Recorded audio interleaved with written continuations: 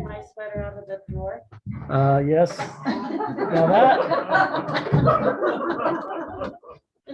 Now that is a final act right there, taking the sweater out of the drawer. So Cheryl, I know you're not one of many words, but would you like to say something to your fellow council members and to those who are here tonight? You know that will make me cry. That's why we're doing it.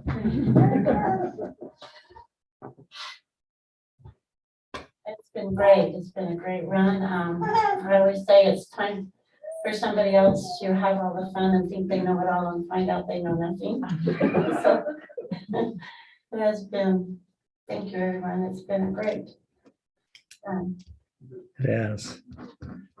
Thanks to the wonderful citizens who've come and given some good ideas, good thoughts.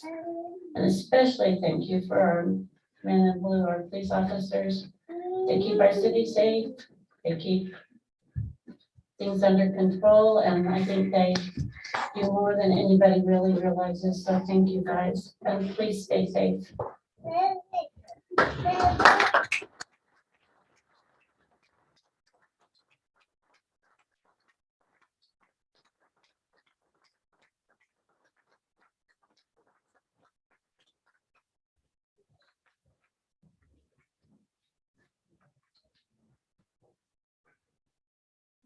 You're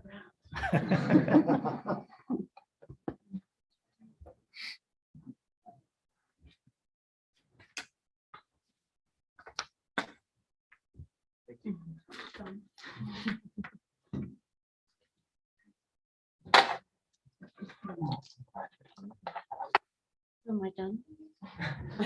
You're done. I can go to the back now. Yes, I'll let you. One other thing before we start the meeting, and it reminded me with Councilmember Stoker comment about our police department. Oftentimes our citizens don't really know the great things that happen. And this last week, we had two incidents, one with the gentleman wielding the gun and another one with individual wielding a knife that our officers had to respond to. And fortunately, there was no injuries there. We had another incident where some of our officers caught in progress some car burglaries, and there was some altercation there, and there was some injuries there. But I just want to thank our police and all of our city employees for the great work they do. So, Lieutenant Chief, if you'd pass that on and express our gratitude, we'd appreciate it. Okay. All right, we'll now officially start our meeting.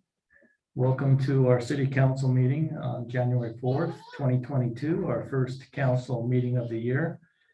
We appreciate those who have joined us this evening. We have some special things taking place tonight. Welcome the family of JD Dalpaz with us, who will be sworn in this evening. We'll start our meeting tonight with an invocation or thought and pledge of allegiance by Councilmember Barker. This is the best birthday gift we could come up with, Councilmember. I'll start with an invocation. Our dear Heavenly Father, we're grateful that we could gather this evening at the North Ogden City Council. We're grateful for the citizens that have come out to support us and to voice their concerns, and that we can hear from them. We're grateful for the service that Councilmember Stoker gave the last 10 years, and please bless her. Bless us that we'll have the Spirit lead and guide us tonight, that we can do what's best for our city. And these things we say in the name of my Son, Jesus Christ. Amen. Amen. All right.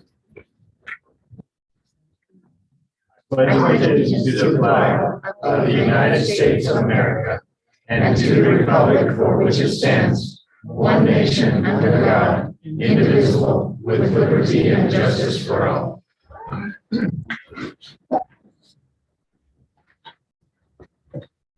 Thank you, Councilmember Barker. We appreciate that. We'll start our meeting tonight with the swearing in of one of our new city council members, JD Dalpaz. Susan Nance, our city recorder, will swear him in. So JD, if you would come forward, and Susan.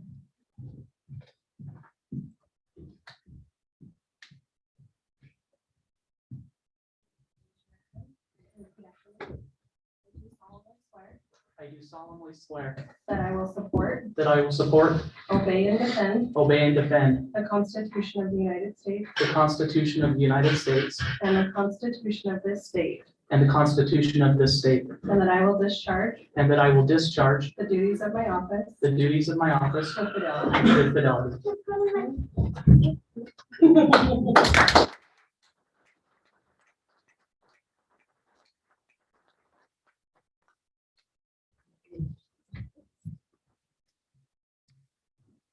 Welcome, JD. We're excited to have you on the council, and you'll add a great deal of input. So thank you for joining us this evening. I will now have Susan swear in incumbent city council member Blake D. Severing.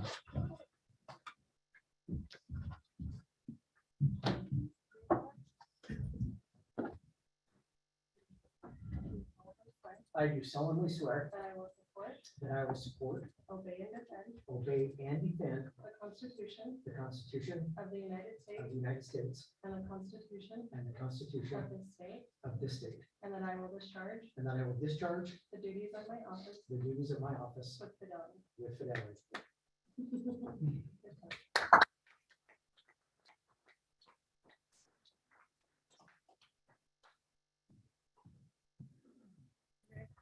Okay, she'll now swear in the incumbent mayor, wherever he is. That'll be me.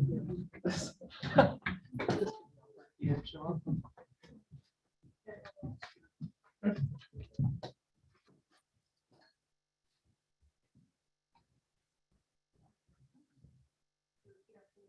do solemnly swear I do solemnly swear that I will support, I will support, obey, and defend obey, and defend the Constitution the Constitution of the United States of the United States and the Constitution and the Constitution of this state, of this state, and that I will discharge and that I will discharge the duties of my office the duties of my with office fidelity. with fidelity.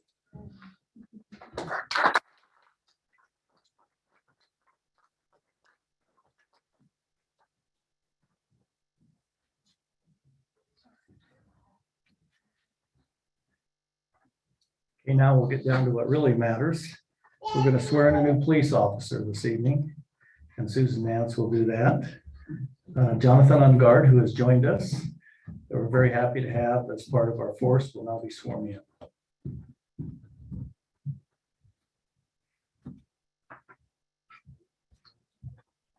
I do solemnly swear I do solemnly swear that I will support, that I will support, obey, and defend the Constitution obey, and defend the Constitution of the United States of the United States and the Constitution and the Constitution of this state, of the state, and that I will discharge that I will discharge the duties of my the office duties of my with office fidelity. with fidelity.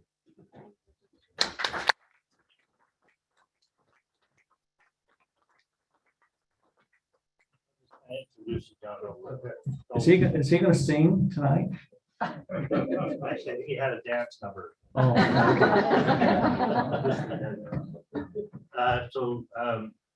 John, I guess I can call him a seasoned veteran. He actually retired Air Force. He's been in law enforcement for about 8 years, and those 8 years he was with the Harrisville Police Department. With his stint with Harrisville, he was in patrol investigations, school resource, detectives, and as patrol sergeant. And then he also had a marshals with the marshals. So he's got plenty of experience, and he's also already proven himself here in our uniform, done some great things. The mayor mentioned a case the other night with some vehicle burglaries that were in progress, that it was Officer Ungard and Officer Mata that responded. They did a great job, some good police work to get the upper hand on these two. Actually got right up on top of them before they even saw them. And then short chase, and the fence that was a little too tall for one of the bad guys turned out to be his demise. And in the end, they got both of them. There was some physical altercation, and John's just coming back off a small knee injury. So he's a quick healer, so we're happy about it. He takes his vitamins. So welcome, John, and appreciate all you do. So, appreciate it. John, thank you for your service to our country. Thank you for your service to our city.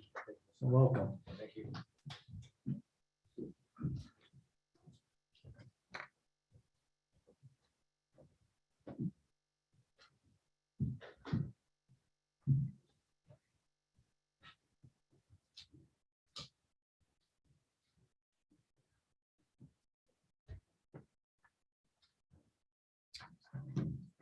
All right, we'll proceed with our meeting now.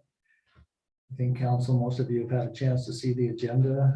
At this time, if you perceive you have a conflict of interest with anything that will be discussed this evening, the time to declare that potential conflict. Let it be known that we have no conflicts that have been disclosed. At this point in time, I would like Council Member Dalpaz to give us a little bit of insight on the appointment of the chairperson of our Economic Development Committee.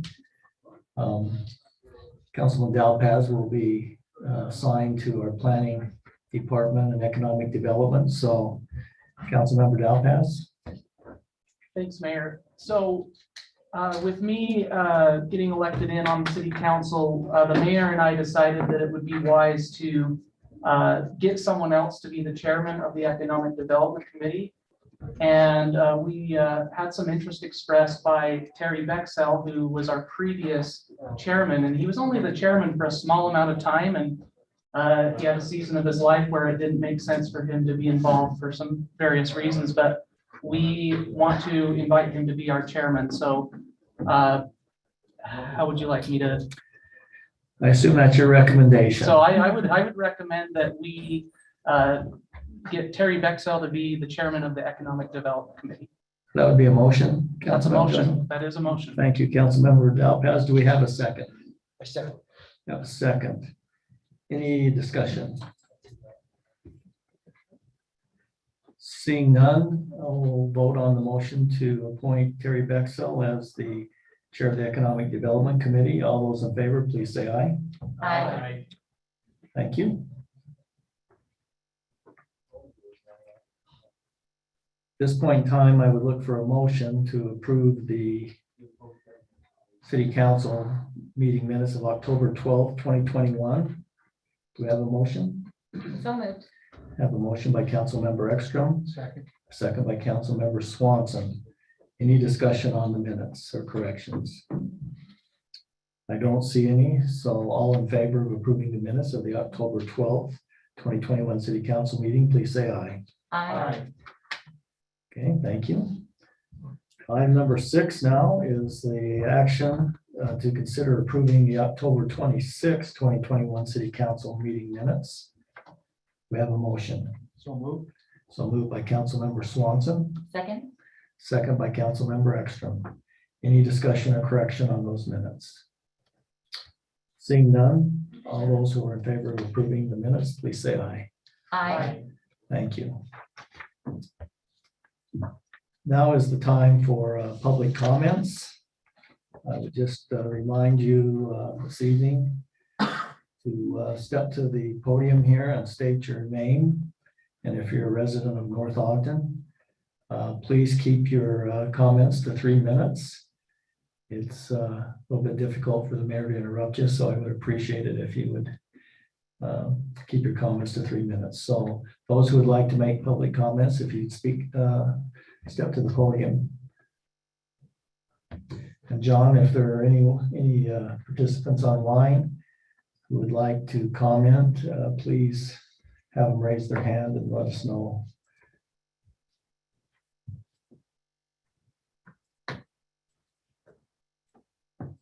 Hi, Corylyn Hayatala, Village at Prominence Point, and we had discussed in October, I believe it was, about the trail system behind the Village at Prominence on the right side. And you told me that we needed to have the developer be part of that decision in getting rid of that. And he is here tonight. I think that may be discussed during the Village at Prominence Point, but I just wanted to make sure that you knew I was here. And fingers crossed we can get some kind of an answer on that. Thank you.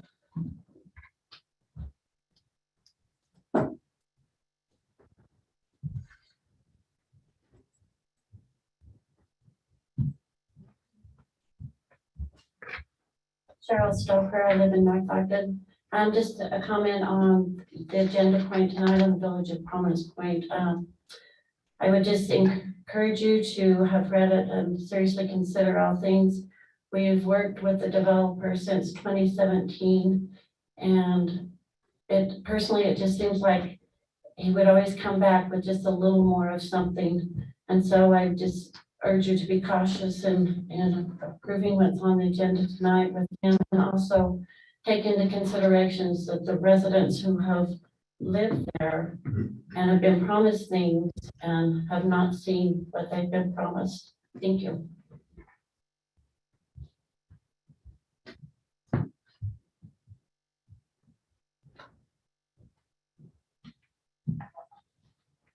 Sandy Cochran, Village of Prominence Point. So I know I emailed all of you today, but I would like to go over that again and make sure it's on the record and let everyone else know my feelings about it. My dad always told me to look at people and know that the best indicator of future behavior is their past behavior. The past behavior we've seen in our community is that we've been lied to, misled by false statements, and not been listened to, not been considered. We've asked to meet with the developer. We've asked to bring our concerns to him. We've expressed that to our HOA, who is the only way we know to get to him. And we've been told he does not want to meet with us. So this is the only recourse I feel I have.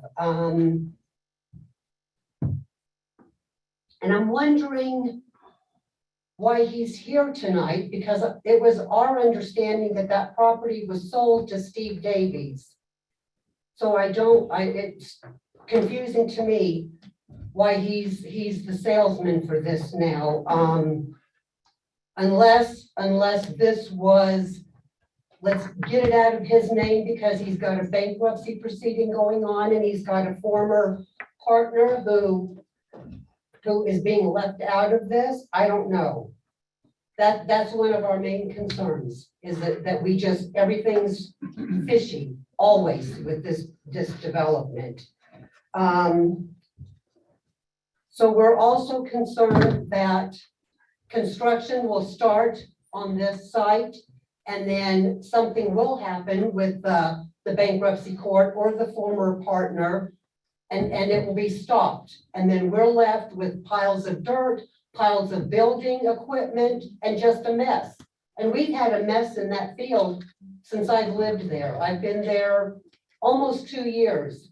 And you all know how many times I came here and complained about having 10-foot weeds 5 feet from my front door. And I had to fight and fight and fight to get that field mowed. So obviously the developer does not care about my feelings. We've had an issue recently with ice freezing on the buildings. There's an area of the development where there are 4 townhouse buildings very close to each other, facing each other, and ice forms in the downspouts. And then when it melts, it pools at the bottom on the sidewalk and turns to ice. So if you're walking down that sidewalk at night, you're gonna land flat on your back. The HOA has been made aware of it. They have sent people out to spread ice, but our HOA fees pay for those people that come out and do all that. There's an issue. And the reason it's happening is because the buildings are so close, the sun can't keep everything melted and gone away. And now this big independent living facility is going up, and it's my front door faces where it's getting built. And it's going to be twice as tall as my building. So that makes us even more in the shadows all the time. I don't think anything's ever going to melt up there. Sorry, I'm not done yet. You almost are though. Oh, am I? 3 Okay, minutes. I'm gonna just ask that you consider our feelings in this. I mean, we've been lied to about almost every instance there. All the patio homeowners on the south side have lost a view they were promised. Lori Lee, the agent there, promised a view of Ben Lomond. They're not gonna have that at all. And this building seems to be, the units, a lot of them are 3 bedrooms with a den. It's four levels. for seniors. How many seniors want that much room? We're afraid that this is gonna be built and he's somehow gonna find a way to make it not just 55 plus, but it's gonna be sold to families. Why else would there be, and most of the units have patios, some of them have balconies, some of them have 3 balconies. So I'm gonna walk out my front door, 8 balconies facing me. There's this rooftop. I don't know what the area is. Seniors don't throw wild parties up on the rooftop. There's something fishy about that too. You all know how I feel. I've spoken here enough times. I hope you'll consider our feelings before you help him build something so much bigger. And the only reason for doing it is to get larger rents when he rents those condos out. Why else would he be doing this? Thank you. Thank you, Sandy.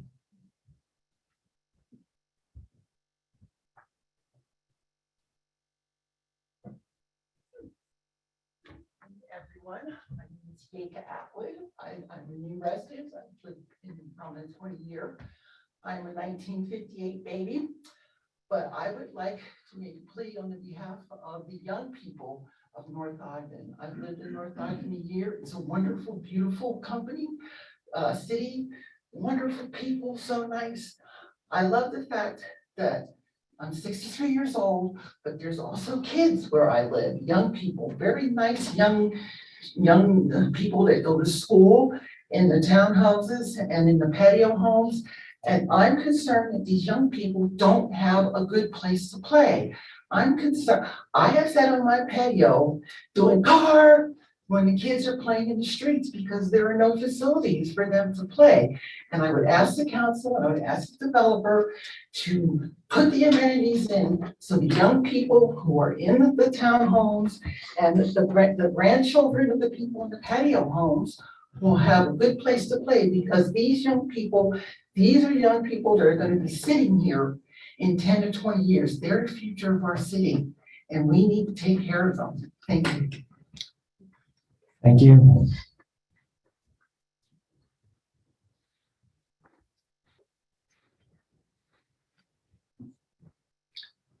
John, have we got anyone online? We do have Stephanie Casey would like to make a comment. Okay, let's go to Stephanie. John, we got the mic. Yeah, thank you. Hi, everybody. Steph Casey, North Ogden resident. First, I want to say congratulations, Jay, and thanks for everything that you've done for the city, Cheryl. It'll be sad not to have you there anymore.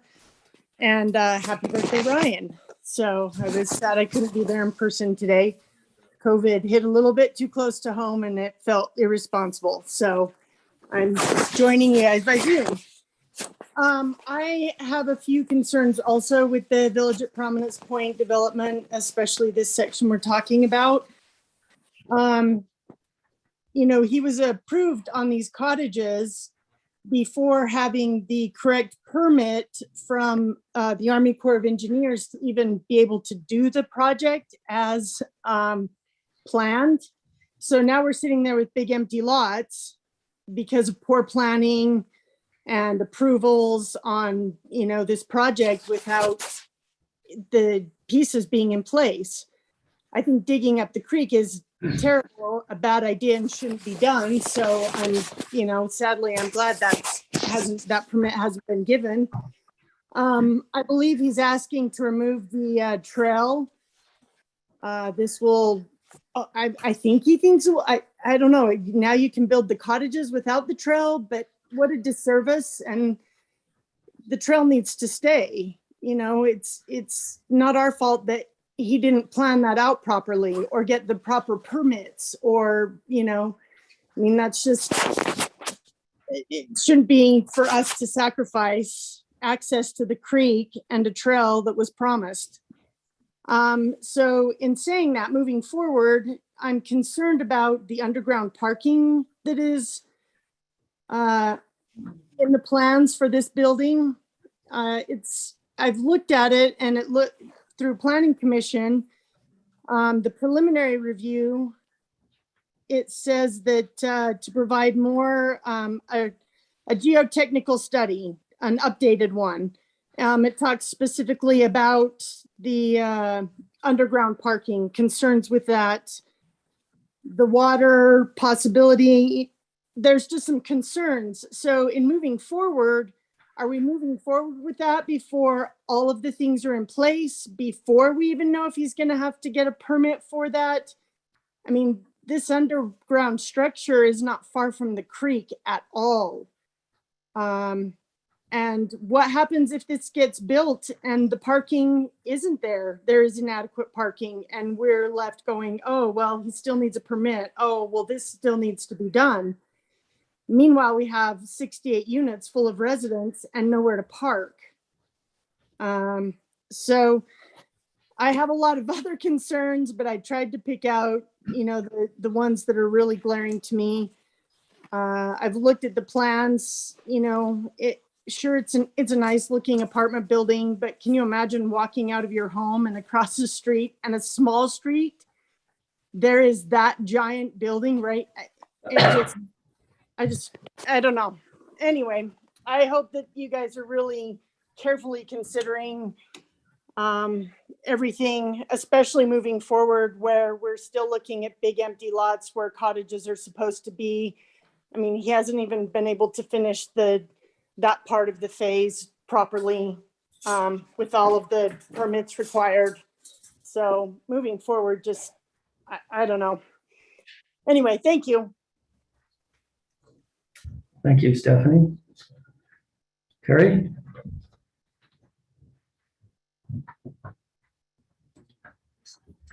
I'm Terry Mccullough, president of the Romance Farms Homeowners Association. We are opposed to any path coming across our properties for people to walk on. I don't understand this whole connectivity thing. I haven't seen anybody come over to any of our areas, even when there is some place for them to go through. You're wasting time and money.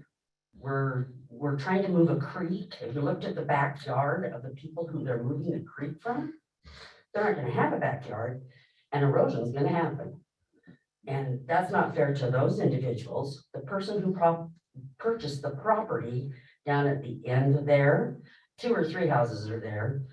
They have people walking through their lawn, through their property. So far, we have a hole in the fence up by where I live.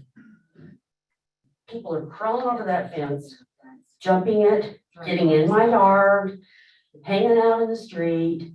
Why would we want to open that up to somebody? I think that is just opening it up for more crime. Let's let the people get through as quickly as they can so they can go burglarize their cars, because that's what happens anyway. So none of that makes any sense.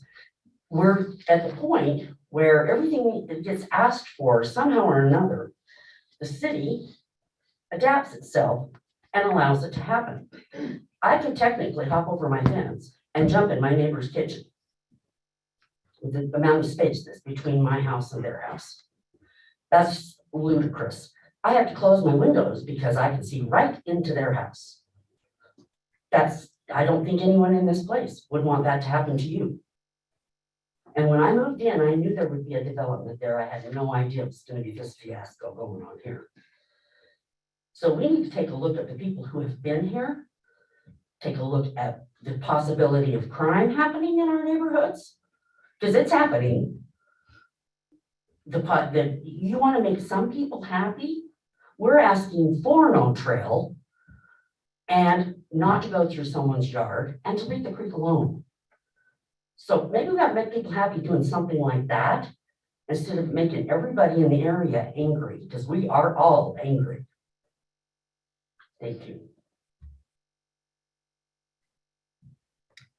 Thank you, Terry. We have Deanne on Zoom. Deanne?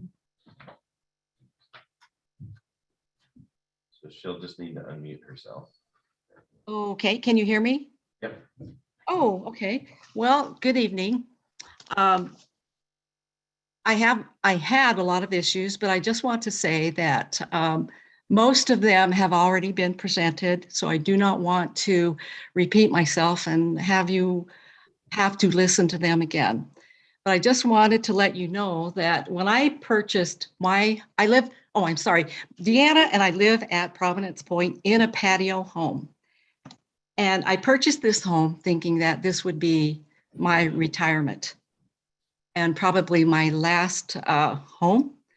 And so, of course, I looked at all the marketing materials, the maps, the MSL sheets. I worked with 2 real estate agents. And, you know, I have just found so many misrepresentations. So I tried to narrow my misrepresentations to those that are documented. I could go on and tell you about hearsay types of things, but I won't go into that. I have an MSL sheet. It's dated February 19th, 2020. It tells you exactly what you're going to get. And I know all of you have heard these same issues, so I won't go over all of them. But the big shock to me was this condominium complex right across the street from me. That was the biggest surprise. And I think by enlarging it, I just don't see how that benefits the people that purchased their homes before. I'm hearing this stuff about, the rooftop types of things, and this is going to be a luxurious type of retirement place. People that live on the East Bench, they're going to want to come down, but at whose expense? That would be one of my questions. Last week in the city planning meeting, I had heard the developer say something about the apartments. They would have a roof patio. They would have a nice view of the Eastern Mountains. Well, if you look at the marketing materials, and I'd be very glad to share them with any of you that would like to see them, says that you will have a nice view of the mountains. Okay, that is one of the misrepresentations on the document dated February 20th. There is not going to be a view. Okay, we're going to have a 4-foot building in front of us. And again, if the apartments and these condos have this rooftop luxurious type of feature, I would just say at whose expense is this going to be?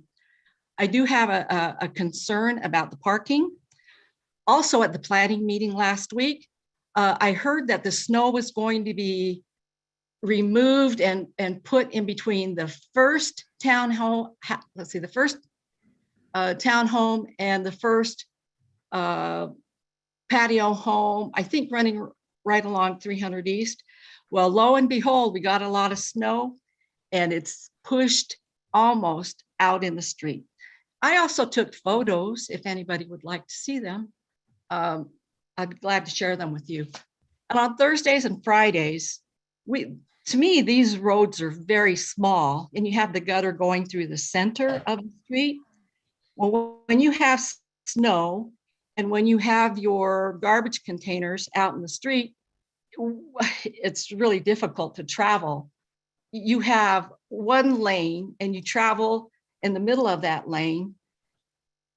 And I just think that you're going to have a problem with traffic. So I guess I don't want to take up a lot of your time. I'm just hitting upon those things that misrepresentation. I don't know if that's borderline fraudulent. I'm not an attorney, but I just want to end by asking the city council just 2 questions, and perhaps if I need to address someone else, I'd be very happy to do that if you would let me know. But the first question that I have is, do we vet those that are going to come in and build and develop the area? That would be one question.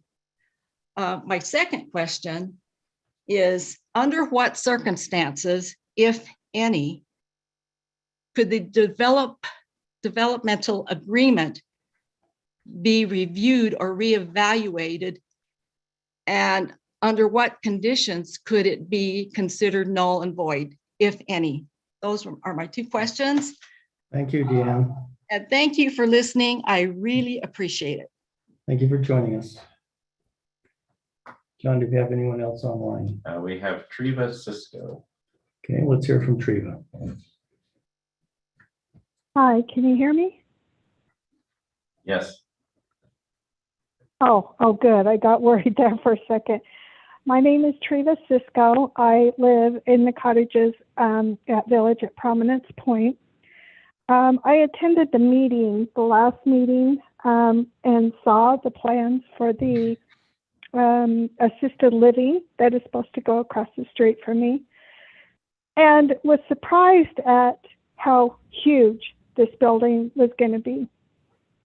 And after the meeting, it took me some time to kind of think about the repercussions of a building that huge in this area.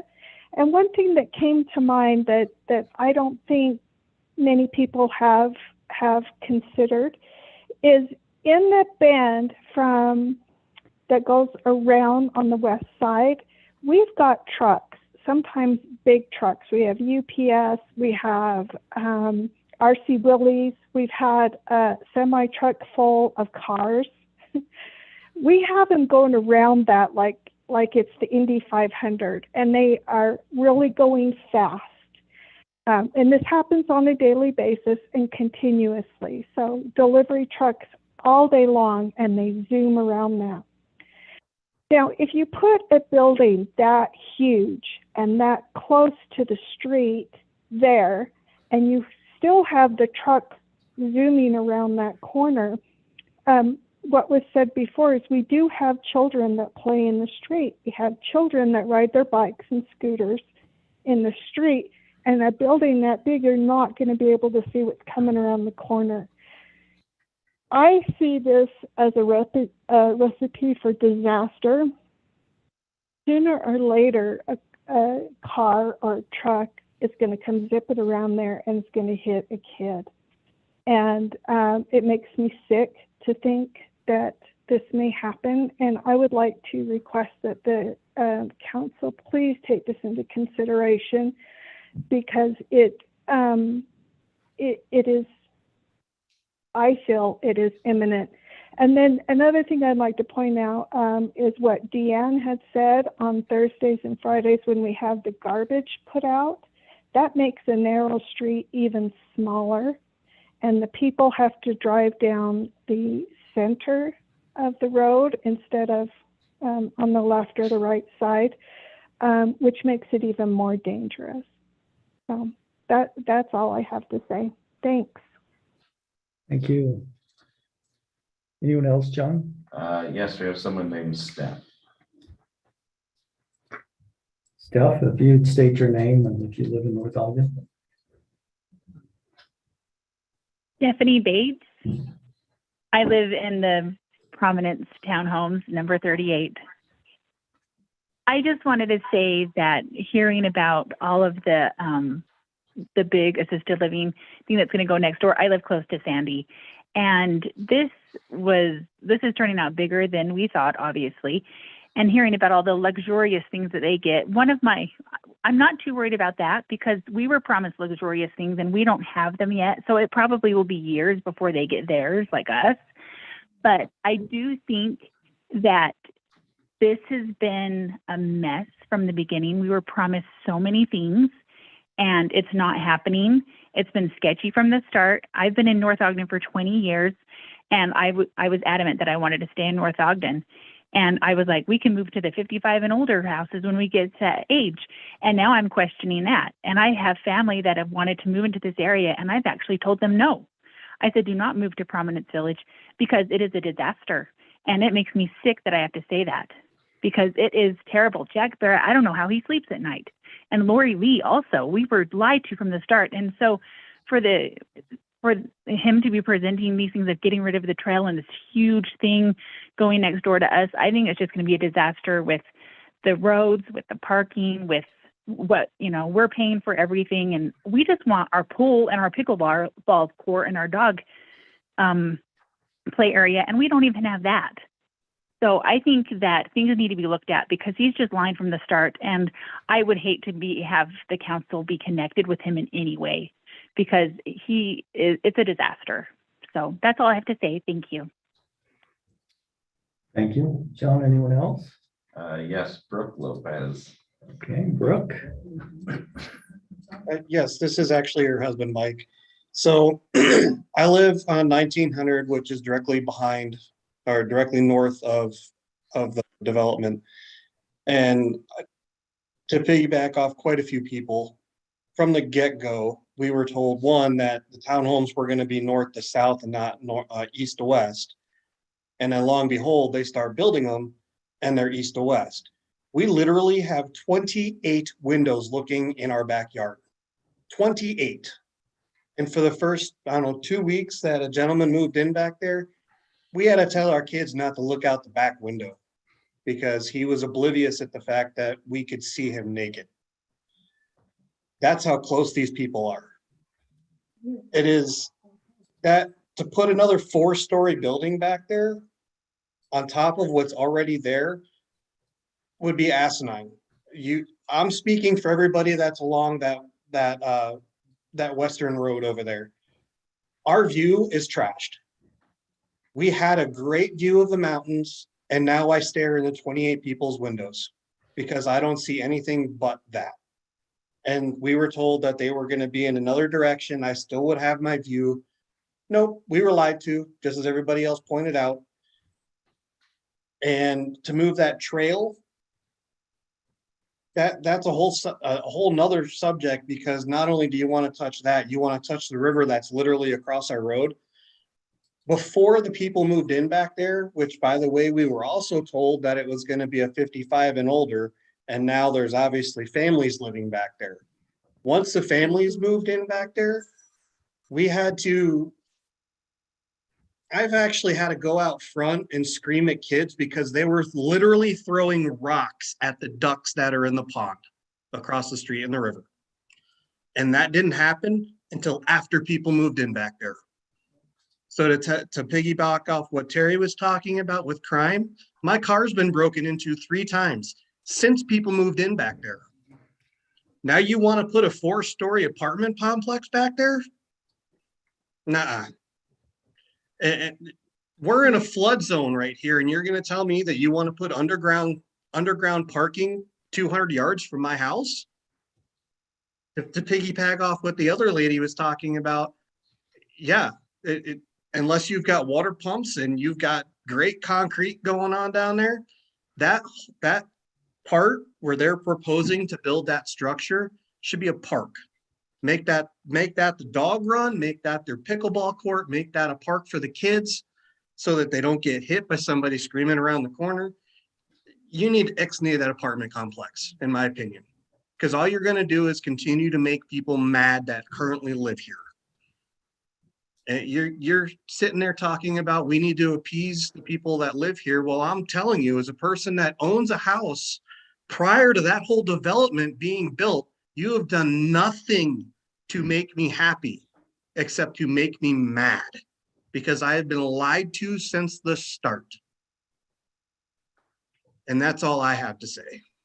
Thank you.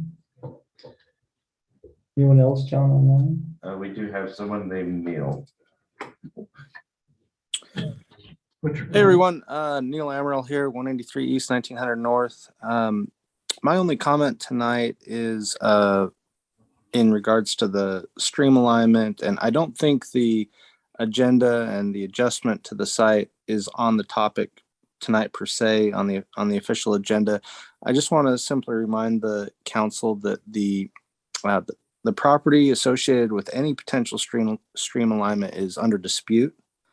And so I hope if that ever comes before the council, I looked through the documentation. It was very robust, and I appreciate your service for what you're doing to, it's not an easy job that you have. I was on the planning commission in Pleasant View for a couple years, so I appreciate what you're doing. I just want to simply remind you that if you see any site plan or anything that comes before you, that incorporates any kind of stream alignment, that's in the courts. I ask that you don't take any action until that is remedied. So that's all I would have to say, just as a reminder. And again, thank you for your service. Thank you, Neil. John? No more raised hands. Do we have any further comments from individuals who are here with us this evening? State your name and come to the podium, please. My name is Brandy Shelton. I live on 300 East, 1891 North. I've been there almost 4 years now. We were promised that they were supposed to be cottages. They were not supposed to even be 2 stories in the beginning. So to go from cottages to 2 stories to now 3 stories to now let's go 4 stories. There's the creek. The creek runs right through my driveway. There's a spring that runs off of that creek right through my driveway. I had to put in a whole French drain system into my basement from the hydrostatic water because it flooded my whole basement. I had to put in a drain system. I had to spend almost $7,000 on a drain system so that my house wouldn't flood continuously. The stream, I have a huge problem with. We have crime as it is. You guys are talking about, I do believe that I sent an email to Mr. Neal, I'm sorry, about not putting in a street, not putting in because of, we are in a cul-de-sac. A cul-de-sac is a desired property. We will lose value in our homes, as well as the kids that are already throwing bicycles over the fence, kids that are already throwing rocks over the fence, kids that I'm out there yelling at to get off of the fence because they've already damaged it. It hasn't even been up, what, 5, 6 months? 6 months, maybe? And it's already damaged. Who's gonna fix that? Who's gonna pay for that? I'm not. I don't want to pay for it. It's not my fence, you know? But we also don't want an easy access for them to come through. All of those places are rented. People bought those things as soon as before they were even finished, they were purchased and they are used as rental income, period. They're not used as, oh, this is a nice place to live. They are used as, let's rent them out and make money. Who's living in them? Nobody knows who's in them. Maybe a year lease, maybe 6 months lease. I don't know. I don't really care. I don't want it going through my property. I don't want it going through my street. I don't want my value of my home to go down because of what they're doing. The stream, I spoke to planning and mapping and zoning about 1.5 years ago. I spoke to, I cannot remember her name. I pull it back up. She told me that probably within about the next 6 months, we're supposed to be in a 500-year flood, meaning my home and the one that's attached to mine are not going to be in a flood zone anymore. The paperwork has already been done. It's already been taken care of. They're just waiting for everything to run through. That stream gets messed with. What are they going to do? Are they going to throw it back to a 100-year flood?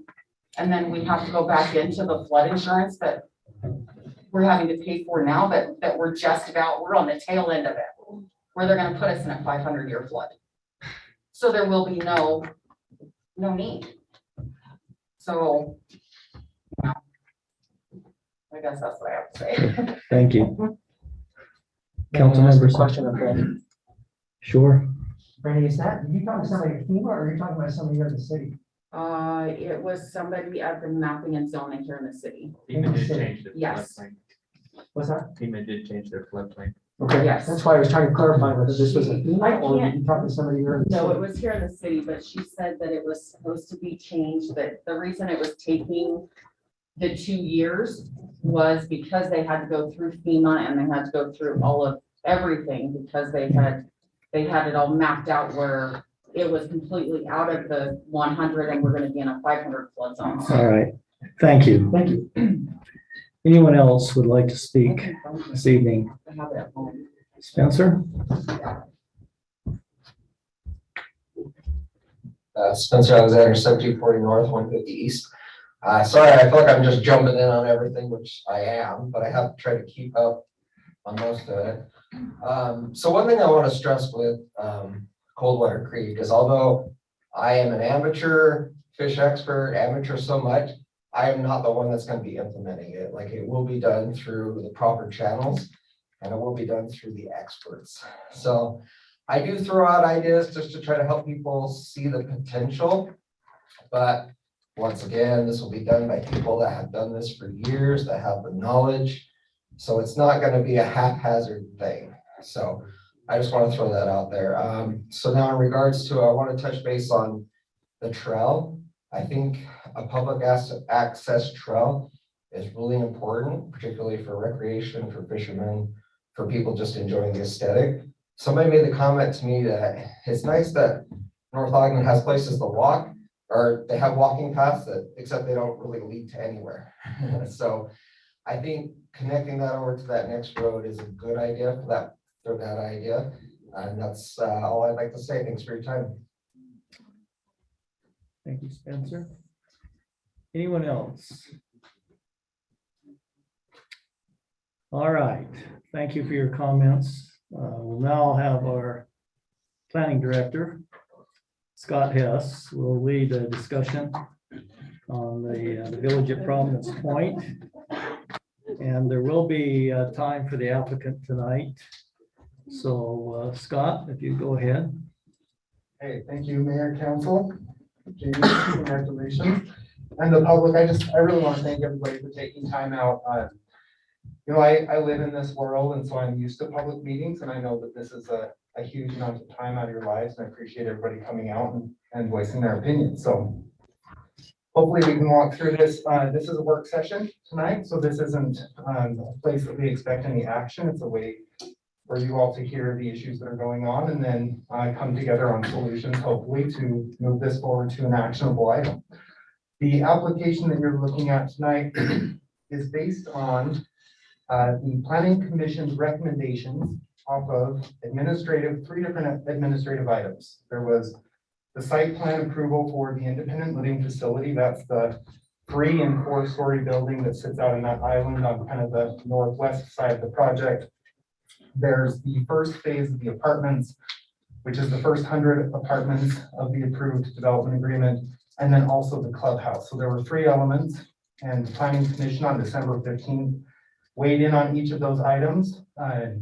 Under the normal zoning code, those items would stop at the Planning Commission. That would be who the land use authority was, but this is a development that's governed by a development agreement. So that creates the entitlement process, or it outlines the entitlement process for how this moves forward. So in the case of the MPC zone in this development agreement, it specifies that the independent living facility site plan, landscape plan, and building elevations are presented to Planning Commission for a recommendation to the City Council for final approval. So that's one element that we're going to talk about tonight, the independent living facility and its components via review, and the elements from Planning Commission that are coming forward on a recommendation.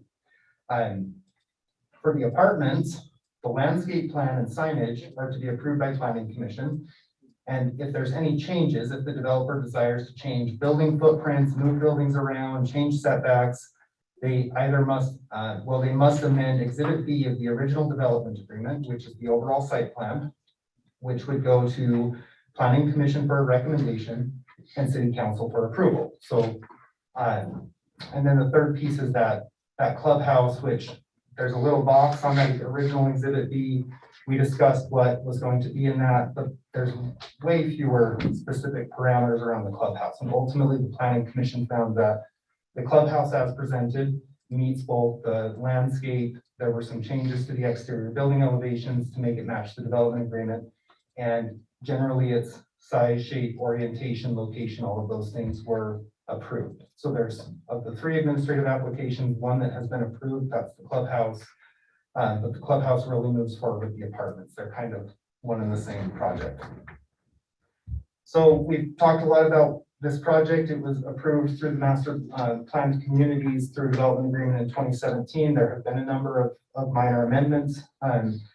And on December 15th, Planning Commission had an opportunity to review But staff have been working on with the developer for months leading up to this, beginning probably in July, where we had gone back and forth on reviews and comments and discussions, and staff had brought up that the size of the building, the size of the ILF, its footprint, its underlying square footage didn't match what was in the development agreement, and that was then forwarded on and reflected in the staff report for the planning commission for them to weigh in on whether or not this met the intent of the development agreement and or required an amendment.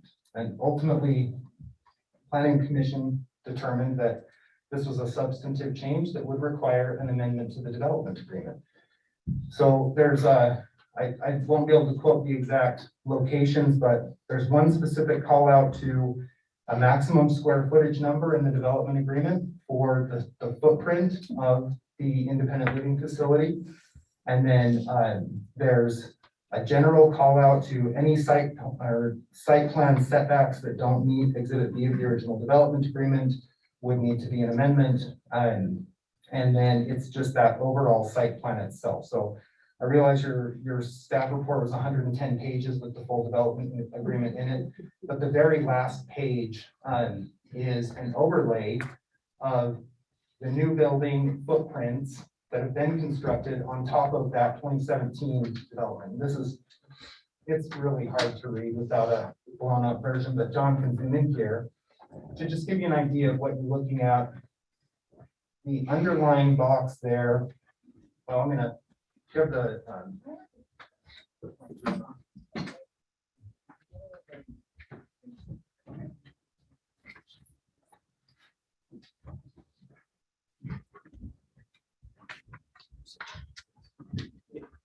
so this is the devil's in the details, right? So as you're reading through what this development agreement showed, I'm going to follow along the old box here. It's this inner line here, and the western section was 3 stories. Splits right about in the middle. Eastern section is 4 stories, and you have all these little hashed lines here. That was always intended to be an underground parking, or there's other ways of calling it pedestal parking. It can be sunken some, like a partial sunken basement, and then buildings built on top of that. Usually that's a concrete structure, and then stick built, just wood up above that, up to 4 stories tall, as a traditional construction method there. And these two are governed by a maximum height that they're able to be. The submittal as it came in, this northern line for most of the run is approximately in the same location, but the building extends further west. And then it's larger on that west end, and it's also wider here. Staff, we met with the developer. I think some of the width increase here is the changeover from a conceptual building to one that's actually constructed with full ADA accessibility and elevators and stairwells. And when you move from base plans to full engineering, this is expected. And some of the other increase in the building is, as the developer has said, it's market response to everybody wants a larger building. You have COVID that came in, and so people want a den so they can have a home office or for whatever other reason. But ultimately, it's determined by staff, and the planning commission concurred that the building is larger than the development agreement ultimately said it could be. So should the development go forward like this, it will require a development agreement change, which is for the planning commission, who has recommended, yes, they saw merits in doing that. So it's up to the council at this point to determine whether or not that development agreement should be permitted. I've got a few other comments on the landscaping. The development agreement isn't totally clear on whether the 20% landscaping requirement is per individual phase or for the whole project itself. This particular, if you take just this little island box out here, you're at 16% landscaping of the 20% required. But when you compare it to the apartments that are providing over 30% landscaping, the averaging on the site still retains that 20% landscaping number. So there's probably some flexibility in how you determine that. Ultimately, the site, per the whole development agreement and master plan community, must maintain 20% landscaping. There's some questions about the mechanical equipment, and then the snow storage. So originally in the project, so this is the conceptual site plan, it's not the plat, but Lauren, you might need to help me just so I identify them correctly, but there were little pockets of snow storage that were shown on the original site plan. And John, if you can zoom out just a touch, the snow and perfect. So the snow storage, as it's been indicated on the new plat, does fall here. So in that area between the two sets of townhomes that has been that discussed 300 east walking path, this is that fence, this is the project or the property owners to the north. So the snow storage primarily ends up here, which is a change from the original plat as it came in. Each one of these phases needs to come in under its own subdivision plat, which has been submitted. Those are administratively approved. They're under 10 lots. There's no right-of-way dedication. Those notice of decisions have not been determined yet because there's the underlying questions about the site plans. So those ultimately follow, well, the way I've decided to do those approvals is they are following the site plan approval. So if site plan approval is approved, we'll process that subdivision subsequently. There's really no harm in processing the subdivision other than it creates a taxable lot where right now that's a remainder parcel, which is a nuance for the county. But ultimately, for the independent living facility, the council is considering, the merits of the increase in that size. The building is supposed to be key card, gate access, 55 and older, and then has a rooftop patio, which was shown, some images were shown in the staff report. And to not belabor this too long, we'll jump over and we can talk a little bit about the apartments. So the first phase of apartments are 1, 2, 3, 4, 5, 6 buildings. These upper 6 buildings right here. And primary change is this building right here. It has been turned 45 degrees, and I'll talk about why. And then also it's a different footprint. So the development agreement was specific in what footprints of which buildings were located in each area.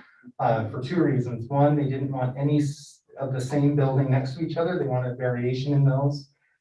And then the other was kind of that indicated some of the parking and traffic flow. So neighbors had indicated this road out here it's busy, it's a narrow road. The turning of this building right here permits the parking to actually come from internal in the road. And so that necessitated the change in the footprint of the building. It's a different style. It's central park instead of parked on the sides.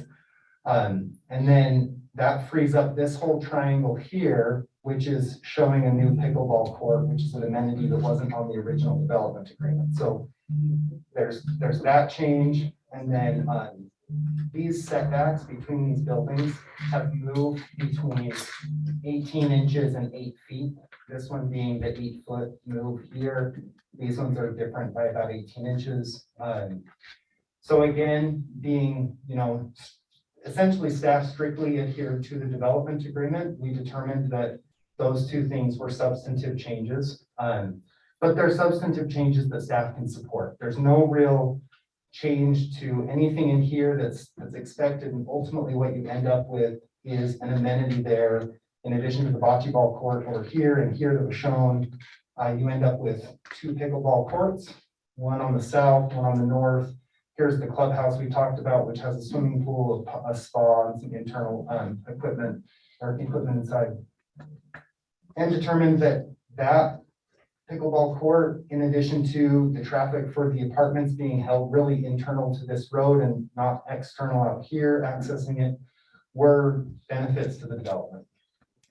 So with that, you've got those kind of couplings or those pairs of amendments to the development agreement for your consideration tonight. And I'm happy to answer any questions that you might have as we discuss those. Thank you, Scott. At this point in time, council, I would ask if you have any questions of Scott before we have discussion, and then invite the applicant to comment. Any questions for Scott? Councilman Swanson? Scott, on the apartment reorientation that you just talked about, the reorientation of that building and a different design going in there, does that equate to more height in the building? No, Okay. no, the buildings are all, there's an exhibit in the development agreement of the elevations of the apartment buildings that we expect to get, and those are numbered. So I don't know if I can zoom in on this close enough to tell you Oh, where it you're is, fine. but it's like changing from an F2 to an A2. So there are buildings that have been accepted in the development agreement. It's just swapping one for another because the driveway for this building comes in right here. Sure. And the driveway for this building comes in right here. So So what it's, does it do to the overall apartment count? Does it change it, increase or decrease? no, each one of those buildings are essentially interchangeable from one another.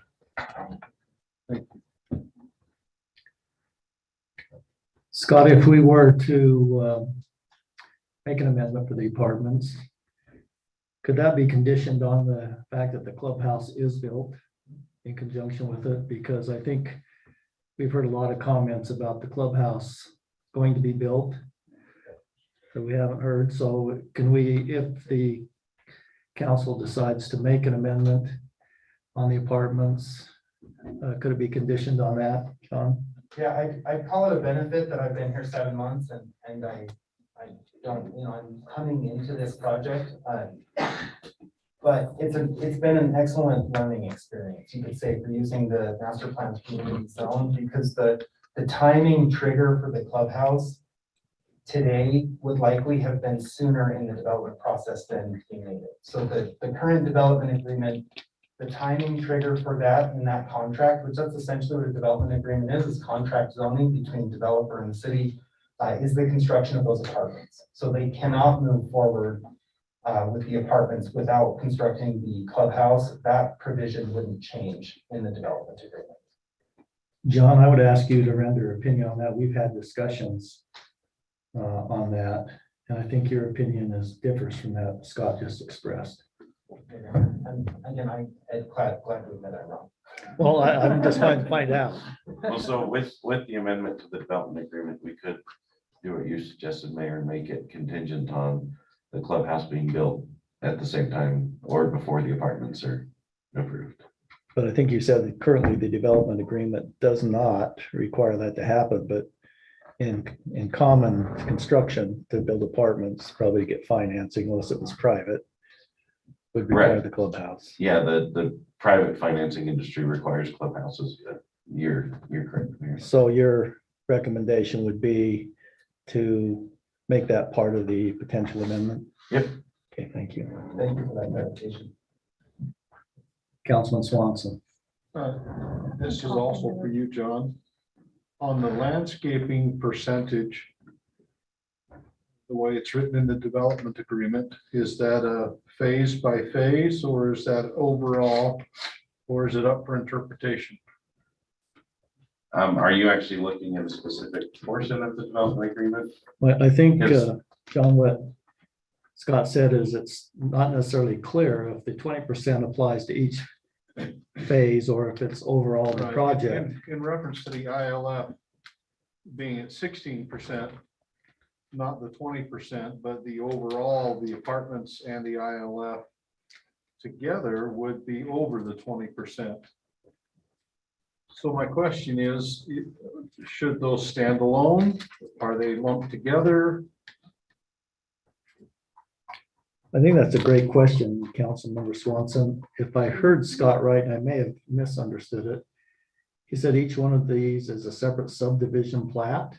Right.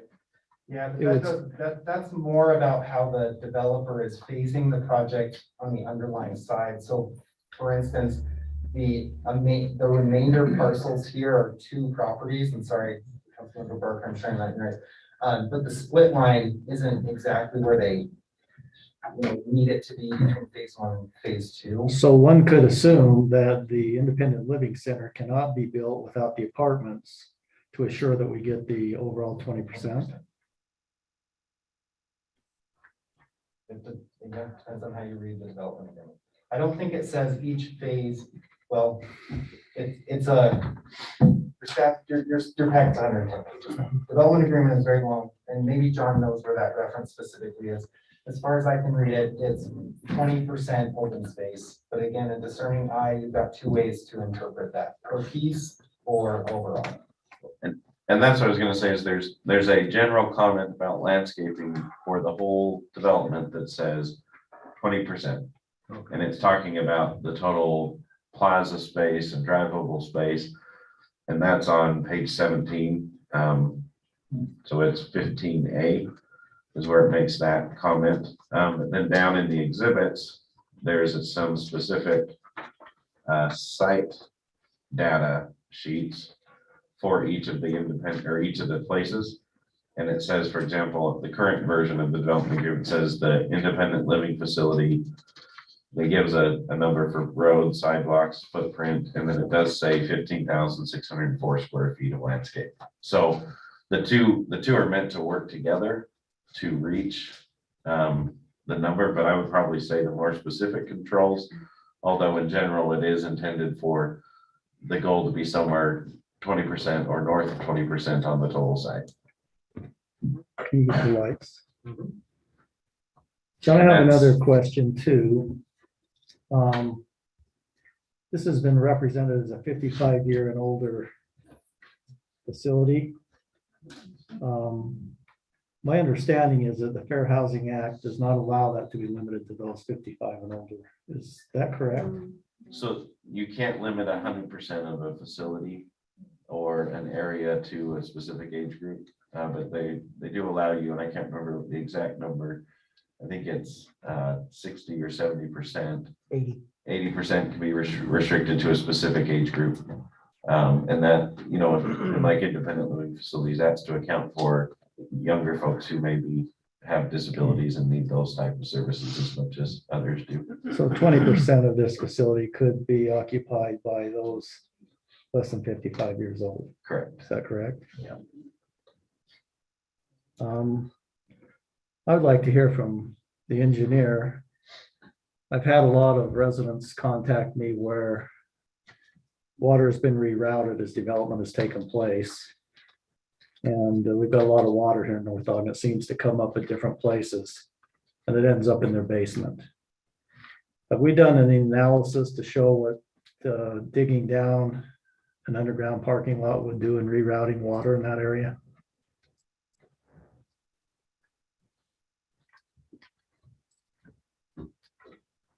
As far as the groundwater issues are concerned, we rely on the geotechnical reports that are prepared and presented that talk about the groundwater. And that's one reason why in our staff report, we have required an amendment to that geotechnical report that deals specifically with the construction of that underground parking and what impacts that would have and recommendations for solving those water issues. I'm assuming we've had geotechnical reports when we rerouted water in different subdivisions too, correct? Well, regarding the rerouting, we don't do a geotechnical, but for the overall development of the site, they always have a geotechnical report and recommendations out of those reports that are implemented. Thank you. We have our fire marshal with us tonight. I've expressed numerous times in the past, how do we make sure our citizens are safe in the fourth story of that building? And what are the ramifications? Councilman Barker. The fire code actually does not prohibit building taller buildings, even though we don't have a ladder truck specifically in our area. What it, we'll hear the fire code puts in certain requirements. It says you will have stairwells protected against flames, fire, whatever, sprinklers, standpipes, there's a lot of stuff in there. But what it does, what will happen as homeowners, we have homeowners insurance. And if you ever call your homeowner's insurance and ask them, they will tell you it's based on how close you are to a fire department and how close, what kind of resources that fire department has.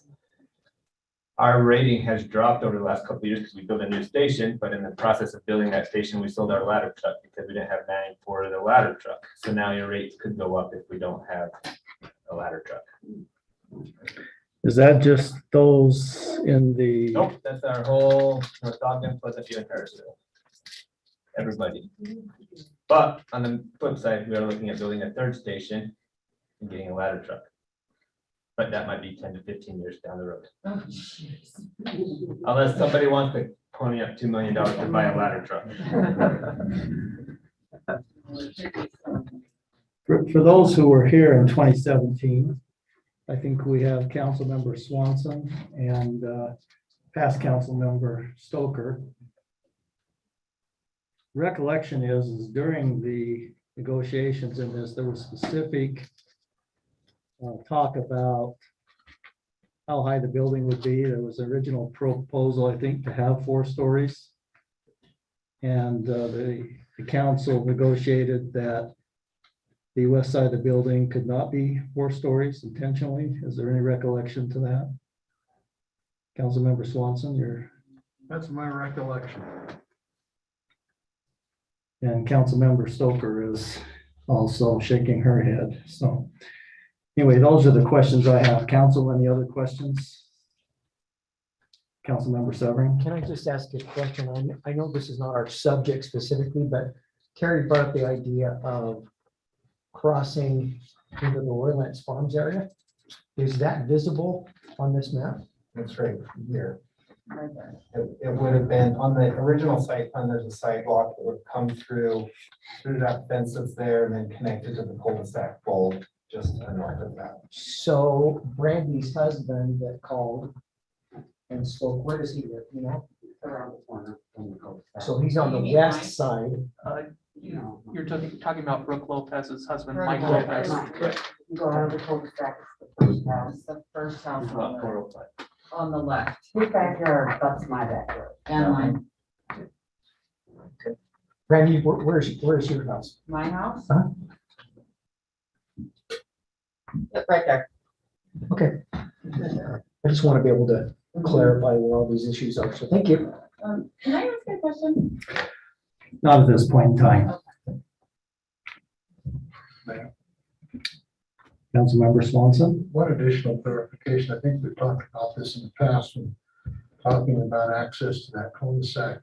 John, it's my understanding that that's completely dependent on the HOA in the Roylands Farms, correct?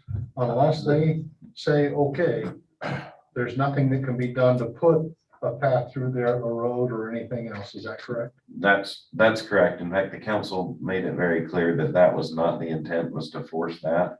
That was the last decision. And that it's a little bit confusing because there's talk, some of the comments have been related to what's happening here, and then the other comments have been related to the trail connection that's planned over here. And so there's been two On the different cul-de-sac though, comments. Roylands Farms is 100% controlled. Yep, Nothing that Village of Prominence, Point, the city or anything else. I guess the city could come in and be big ugly dogs, but we're not gonna do that though.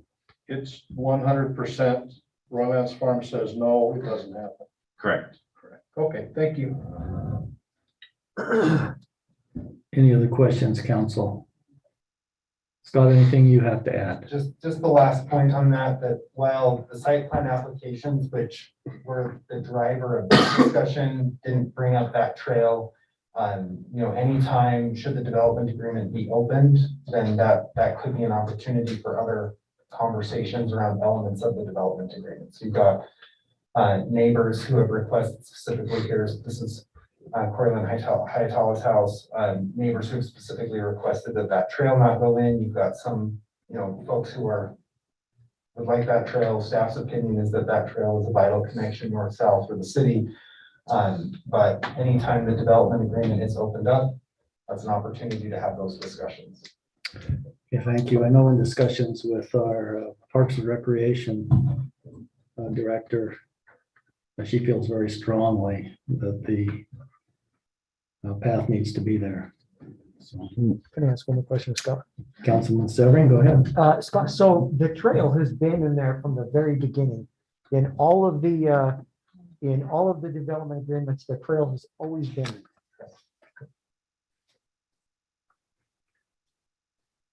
This might be a good time to answer some of the questions real quickly.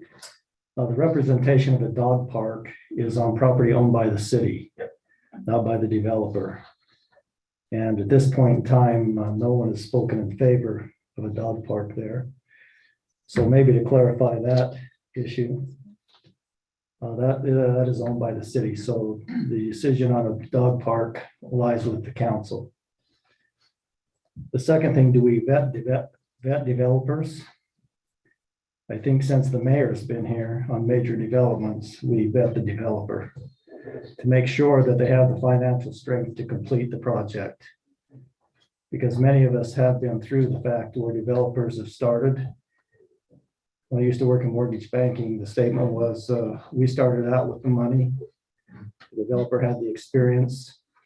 At the end, the developer had the money and we had the experience. And so I think it's important that we, on major developments, not everything, council has agreed with that we do vet the developers to make sure they have the financial capacity to perform in accordance with the agreement. I think just to clarify one thing, this is a legal contract the city has entered into with the developer. So just so the public understands, part of that agreement was there would be an independent living center there. So to say that the city can stop that from taking place is not something that's in our jurisdiction unless the entire contract is amended. The issue at hand is amending that agreement, which the city can or has no obligation to do. So at this point in time, if there's no other comments from you, Scott, or questions from the council, I would invite Mr. Barrett, if he has some comments he'd like to make at this point in time before we have further discussion. Let me leave this on my screen. Back there at 34806 North 80th Way, Scottsdale, Arizona. Councilman, thank you for allowing me the time up here. The trail, I'm going to start with the trail. This trail situation reminds me of the road situation. And this isn't anybody here. I think Mr. Swanson, you were here back when we were all told that we had a public public access easement going into 300. And we ended up having, which the city didn't have, nobody had that. There was a public utility easement, but we had to go in and modify our plan because that wasn't there. It would have been a great spot for a connection for pedestrian. But the neighbors also didn't want that road going through that cul-de-sac, and we supported the fact that they didn't want that. So we said, sure, we'll kind of kowtow to that. In terms of the trail that goes along the creek there, I'll go either way on that. So I'm from Alaska. We're not big on tearing up streams up there. I'll tell you that right now. That's a taboo no-no. I've never been really in favor of that. We simply came up with the spanning the creek. I guess it'd be kind of on the, if you went from the shoreline out, say 10 feet, it would ride along, it would hug that edge of the shoreline. And I think Ms. Hytella had brought up the point, she says, well, I don't want those people looking in my backyard. Well, it was on the site plan from day one. Mr. Blake's good enough. Sorry. Had pointed that out, and we looked at that. There were some other things were also pointed out in the development agreement that were written, and they were drawn, but we can't abide by the written. So for instance, there's a trail that is written that says we should provide as a developer a trail that goes through 300 East to join up to the cul-de-sac. Well, that's not going to happen. Not unless somebody wants to do an adverse condemnation or what have you. we're stuck. We can't provide that. Just, it's an impossibility unless the city stepped in. We could not abide by that part of the development agreement. So there's a part and parcel here that we need to kind of work together. Regarding the ILF, I'm going to switch over to that real quick here. If the city says, geez, we want that smaller footprint, I want to remind everybody that they were conceptual. I think Mr. Hess did a great job of articulating that. It was conceptual. It says it right in the development group. That was conceptual building. Everything we did with the site data that we gave, it was based on our best work that we could do at that point in time, knowing that we didn't have full construction drawings. Because you're not going to do full construction drawings until you have a permitted use. And so we didn't do that. So, here we are. So somebody said, geez, we just don't like that footprint. Fine, if you want us to chop off the end of the building, okay, great. We'll do 6 units and we'll put them somewhere else. That'll make everybody happy. We're not here to argue. We're not here to fight. We're here to get a nice quality building put up. I'm sorry that some of the neighbors don't agree with, the fact that it's going to look nice and, it's going to be something that the city hasn't seen before. I can't apologize for that. Times have changed. This town has grown up in the last nearly 20 years that I've been here. It's really matured.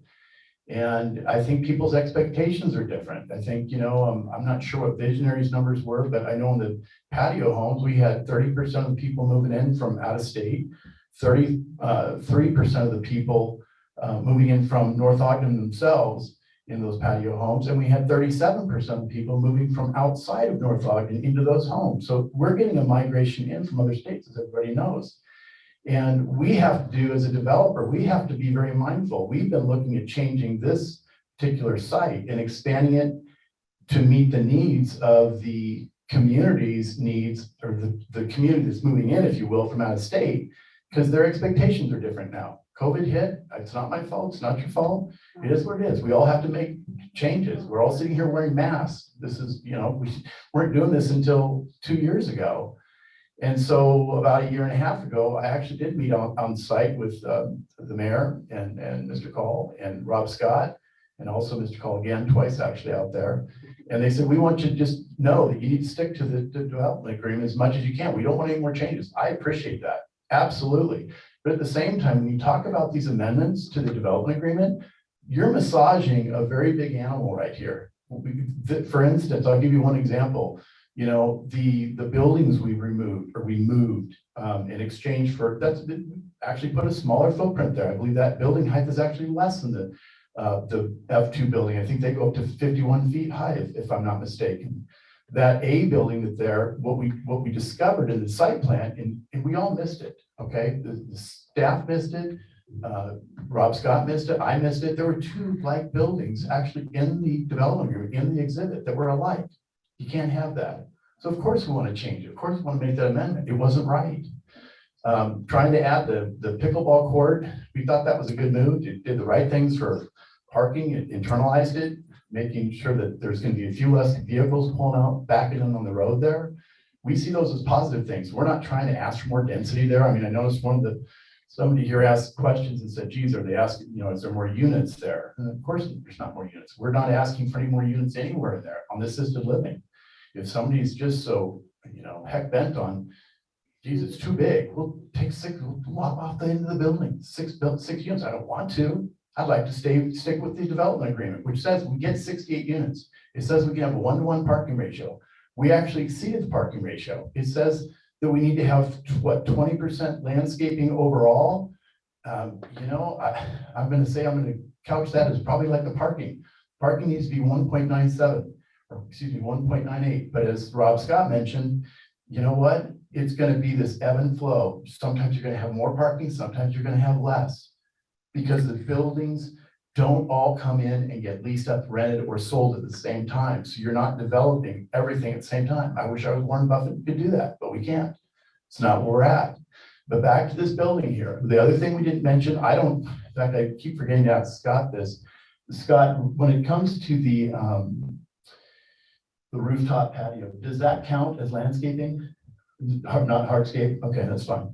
So in terms of the building, yes, it's stretched wider. Yeah, we need to do bigger units. Yes, dens are more, you can read every single report in a multifamily on the Wasatch Front here. I mean, specific to this area, And people are needing more workspaces. In fact, the clubhouses now, they're actually adding what they call shared workspaces, where people can actually work in the clubhouse. When did that happen? I didn't make that happen. It's not my idea. If somebody said, geez, we don't want a rooftop patio, 2 years ago, I wouldn't have thought of it. But I'm thinking of it now. Because I don't think this COVID thing's going away, obviously. I just lost a friend here recently because of it. So on the building here, if that's an issue, we'll lock this 6 units off, say at the west end, we'll readjust the building and we'll make it happen and quit arguing about this. We meet every other single aspect of the development agreement requirements. But again, the building size was based on a concept building that was written in the development agreement. It was a concept building. In other words, it wasn't the finished product. Scott even recognized that. The other thing is on the parking, we're exceeding the parking right now. We knew that was going to be a hot button. And I said, wherever we can create more parking, let's do it. Wherever we can take that opportunity, because Mr. Swanson's been here forever. How many hours did we, everybody bow their neck about the parking? It was terrible. And that's one thing we addressed immediately. Snow storage, we've got a couple extra spots there if we need snow storage there. I'm glad to take questions. Nothing that we proposed here was to try to overreach by any stretch of the imagination. In terms of matching the clubhouse up with the 100 units, I think that's a mistake. One, I have a loan for that right now. It's already been, funds have been dispersed. That's a problem. That's a big problem for me. You're going to have problems with me on that one. I need to get that clubhouse built, because what you have to remember is we have 150 some odd units up there of for sale product. Those people want the amenity. They're in the room right now saying, give us our darn amenities. Well, don't do anything to hold me back from starting those. And so in terms of the other changes on the 100 units, I just, for the life of me, I'm thinking moving a couple buildings, am I going to get penalized because one of the buildings is smaller now? It's a smaller footprint now. Because we're going to have overall less square footage now in footprint on phase 1, on those first 100 units. Are we going to get penalized for that? I hope not. But I sure don't want to penalize the development, moving this thing forward and giving the people the amenities that we talked about, that we've been promising. And yes, there's been challenges. And there's also a difference. I want to make sure that we distinguish this. There's a difference between the developer who had the role of getting the development agreement passed, amended, and did all the planning on the horizontal, and the actual builder who was visionary back there. That's not us. That's a builder. And they had separate responsibilities to every one of the homeowners back there that I didn't control. We had something called disclosures, and we disclosed to visionary everything: the development agreement, CC&Rs, deed restrictions, HOA, etc. And we've disclosed that. And if there's issues there, you might want to go ahead and ring up visionary, but even more importantly, you might want to call your title company. This could be a title company issue. My wife pulled this up the other day, and you know what she found out? There's the recording book and number that shows that the CC&Rs and deed restrictions. Mr. Barrett, could you address the council, please? I'm sorry. We're in the title report. We've got some realtors in the room right now. Don't go throwing arrows at the realtors right now. I'm sorry if you didn't feel like they disclosed, but go to your title company and ask them, can I have a copy of this? Even if you don't have it, hire an attorney if you need to. But you're going to find all those documents were in there. We were very, very careful about our disclosures with Visionary and anybody else we worked with, because we knew that we were the ones that were on the hook. The other thing I think you'll know is that we are the ones that have to come into changes for the development agreement. I remember one time Visionary came in, not Mr. Nor that's in here now, but one of the other members there came in and made a change, wanted to make a change to stucco. I didn't agree to that. I didn't even know about it. I wouldn't have done that. We didn't want stucco. We all agreed to that. We agreed to certain architectural standards, and that was not in there. Is there any questions I can answer? Council, any questions for Mr. Barrett? Maybe one point of clarification, Jack, I don't think we're trying to delay the construction of the clubhouse. We just want to make sure it takes place because it's been delayed. I understand. For many times. So it's not penalizing you from developing the apartments. It's just making sure that that is built. And you brought up a very good point by that with about the vetting of developers. It's something we're actually doing right now. So, Okay, so, and I would be happy under, lock and key to provide you the bank financing, so you can see, I forgot you were in the mortgage business. Yeah. There's nobody better than, to review those documents than you. and we've done that, and if, it is very confidential. Yeah, I'd be So- happy to provide that to you. Any other questions? Councilman Barker? Yeah, so I wasn't on the council when this was all approved, but I remember, was here with discussions with the fire department. When this was approved, I get it was all conceptual, but you had certain height restrictions on the assisted or the independent living. I still remember it as assisted living, but how come we're changing? Because we were trying to do a tiered approach so that the people to the west wouldn't have their views taken away. So that's It's the same, it's 40 foot high at the west end and 50 at the east. But it was 3 stories, initially 3 stories on the west end and then went up to 4 stories on the east. That it still is. It still is? Yes. I think it's just a little bit more 4-story going to the west. That's my understanding. Scott, is that true that the 4 stories a little bit extended to the west? On the rendering.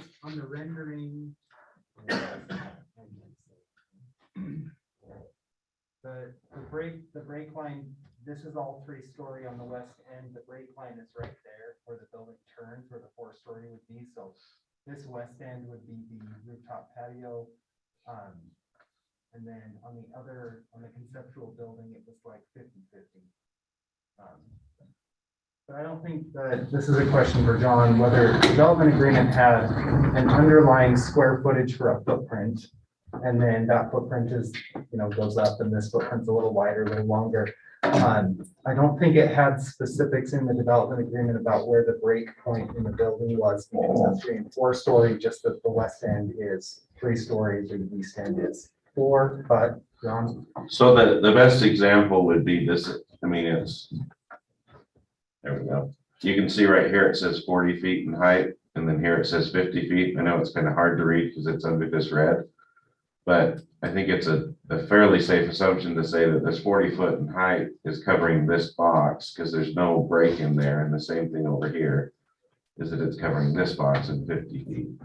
And so that's the interpretation I've always used as I've looked at this agreement, is that this 40 feet is this entire box, which is that break line that Scott just talked about where the building turned. And right now it's been shifted, 30 feet or something west, which may not seem like enough to the council, but from a staff perspective, it's not something that we felt comfortable saying, oh yeah, that's fine, that meets it, because it just seems like a change that the council should be talking about as opposed to the staff approving ourselves. We've heard a lot from the citizens about blocking the view, so that probably makes the view a little bit more difficult as we extend it to the west. But I guess west can be defined anyway, and east can be defined anyway, and I guess it'll be up to the council to define that, because I know there was quite a discussion about height in the original negotiations. Councilman Swanson?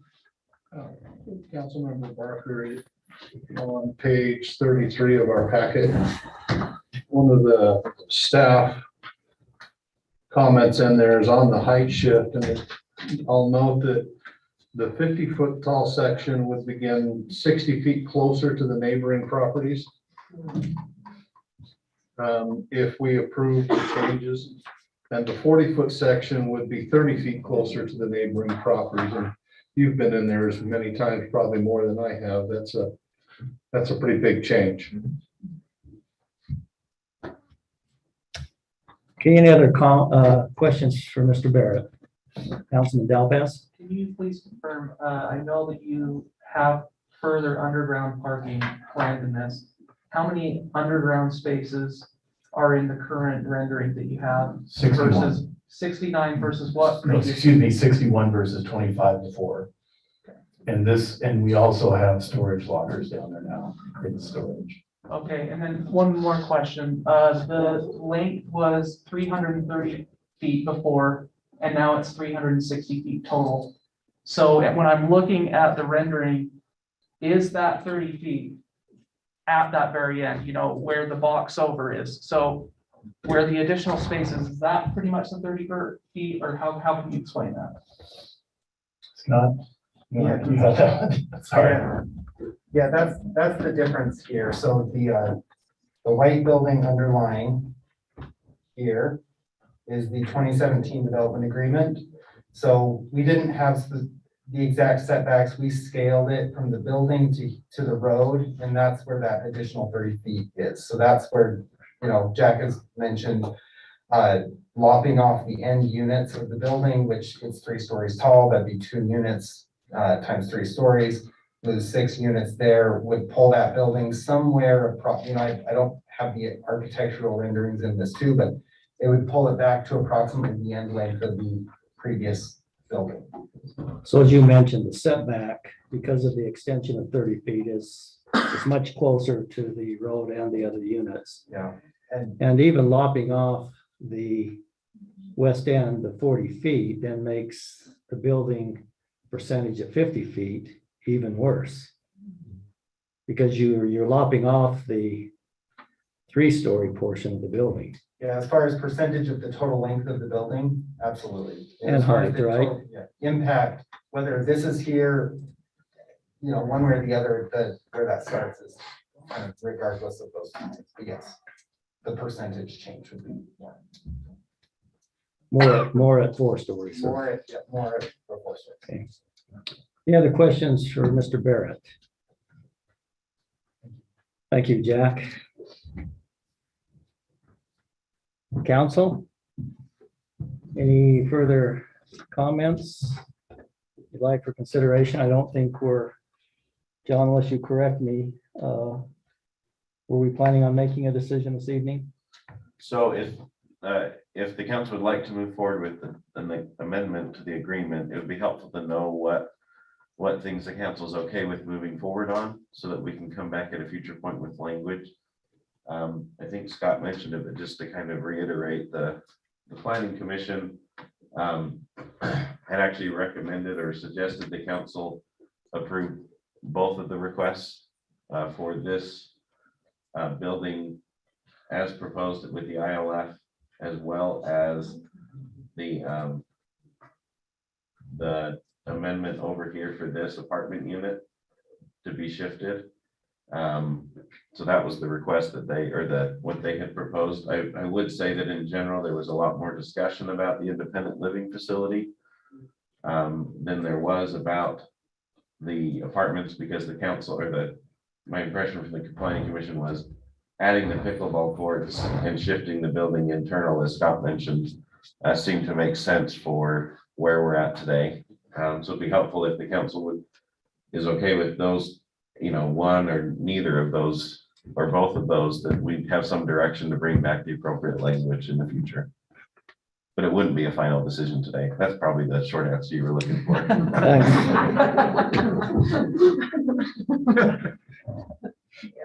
Okay, council, so you've heard from our city manager. He's looking for some direction in regards to potential amendments to the agreement. Any comments to give direction? All right, I'm just going to kind of voice my ignorance at this point. I have a really hard time conceptually visualizing these things. This is not something that is my bailiwick. And so I'm really looking for some direction with those that have worked in kind of construction and architecture and design. And, you know, I'm listening to the residents and trying to get a feel for what their experience is with this. And it's, you know, from what I can tell, it's not been positive. And so I'm trying to, you know, get something that still meets our agreement with the developer that's already there and still doesn't, you know, cause more problems because we're changing it. You know, it's like, it's really hard. I wish we had this vision. And it's like, well, you know, how is it really going to be? I mean, it's like, we can look it out on a drawing, but then when you actually like put it down, you're like, wow, this is, you know, even in building my own house, I felt that happen. I was like, whoa, I didn't think that through very well. So I guess I'm just saying, I don't have a lot to contribute, and I'm hoping that we've got, more experienced voices to actually help me with the decision on this. Thank you. All right. We'll start with Councilman Swanson. What are your thoughts, Councilman? I'm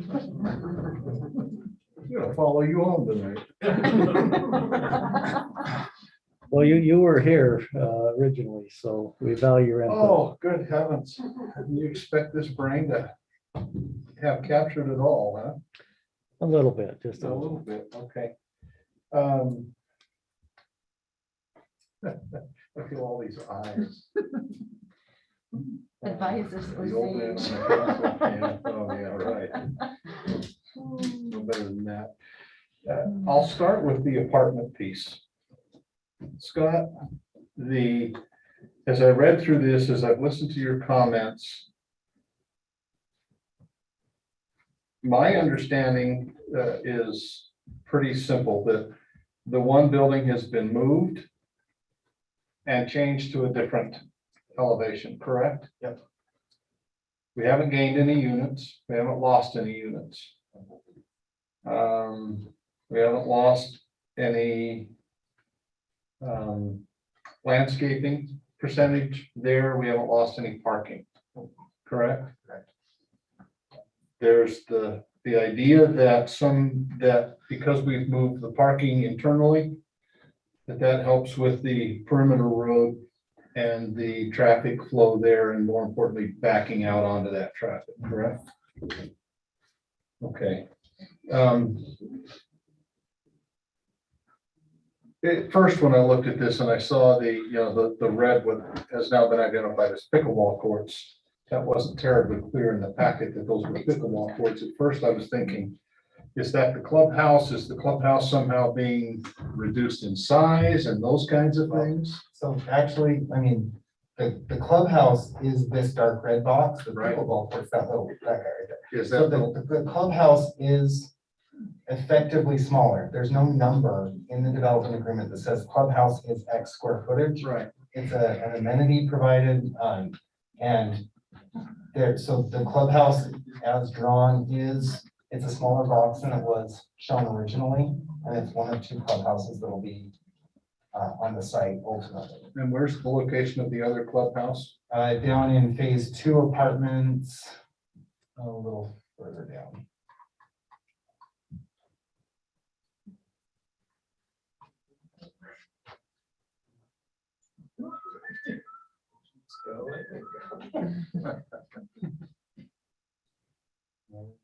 It's to the west, John, isn't it? Internal to the apartments.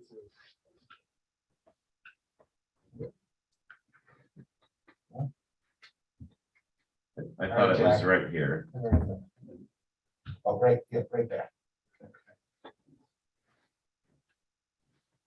John, can you zoom out so I can see thank you. Right there's good. So the first phase is way up here, these first six Yeah. boxes. Yeah. And then these are commercial pads out on Washington.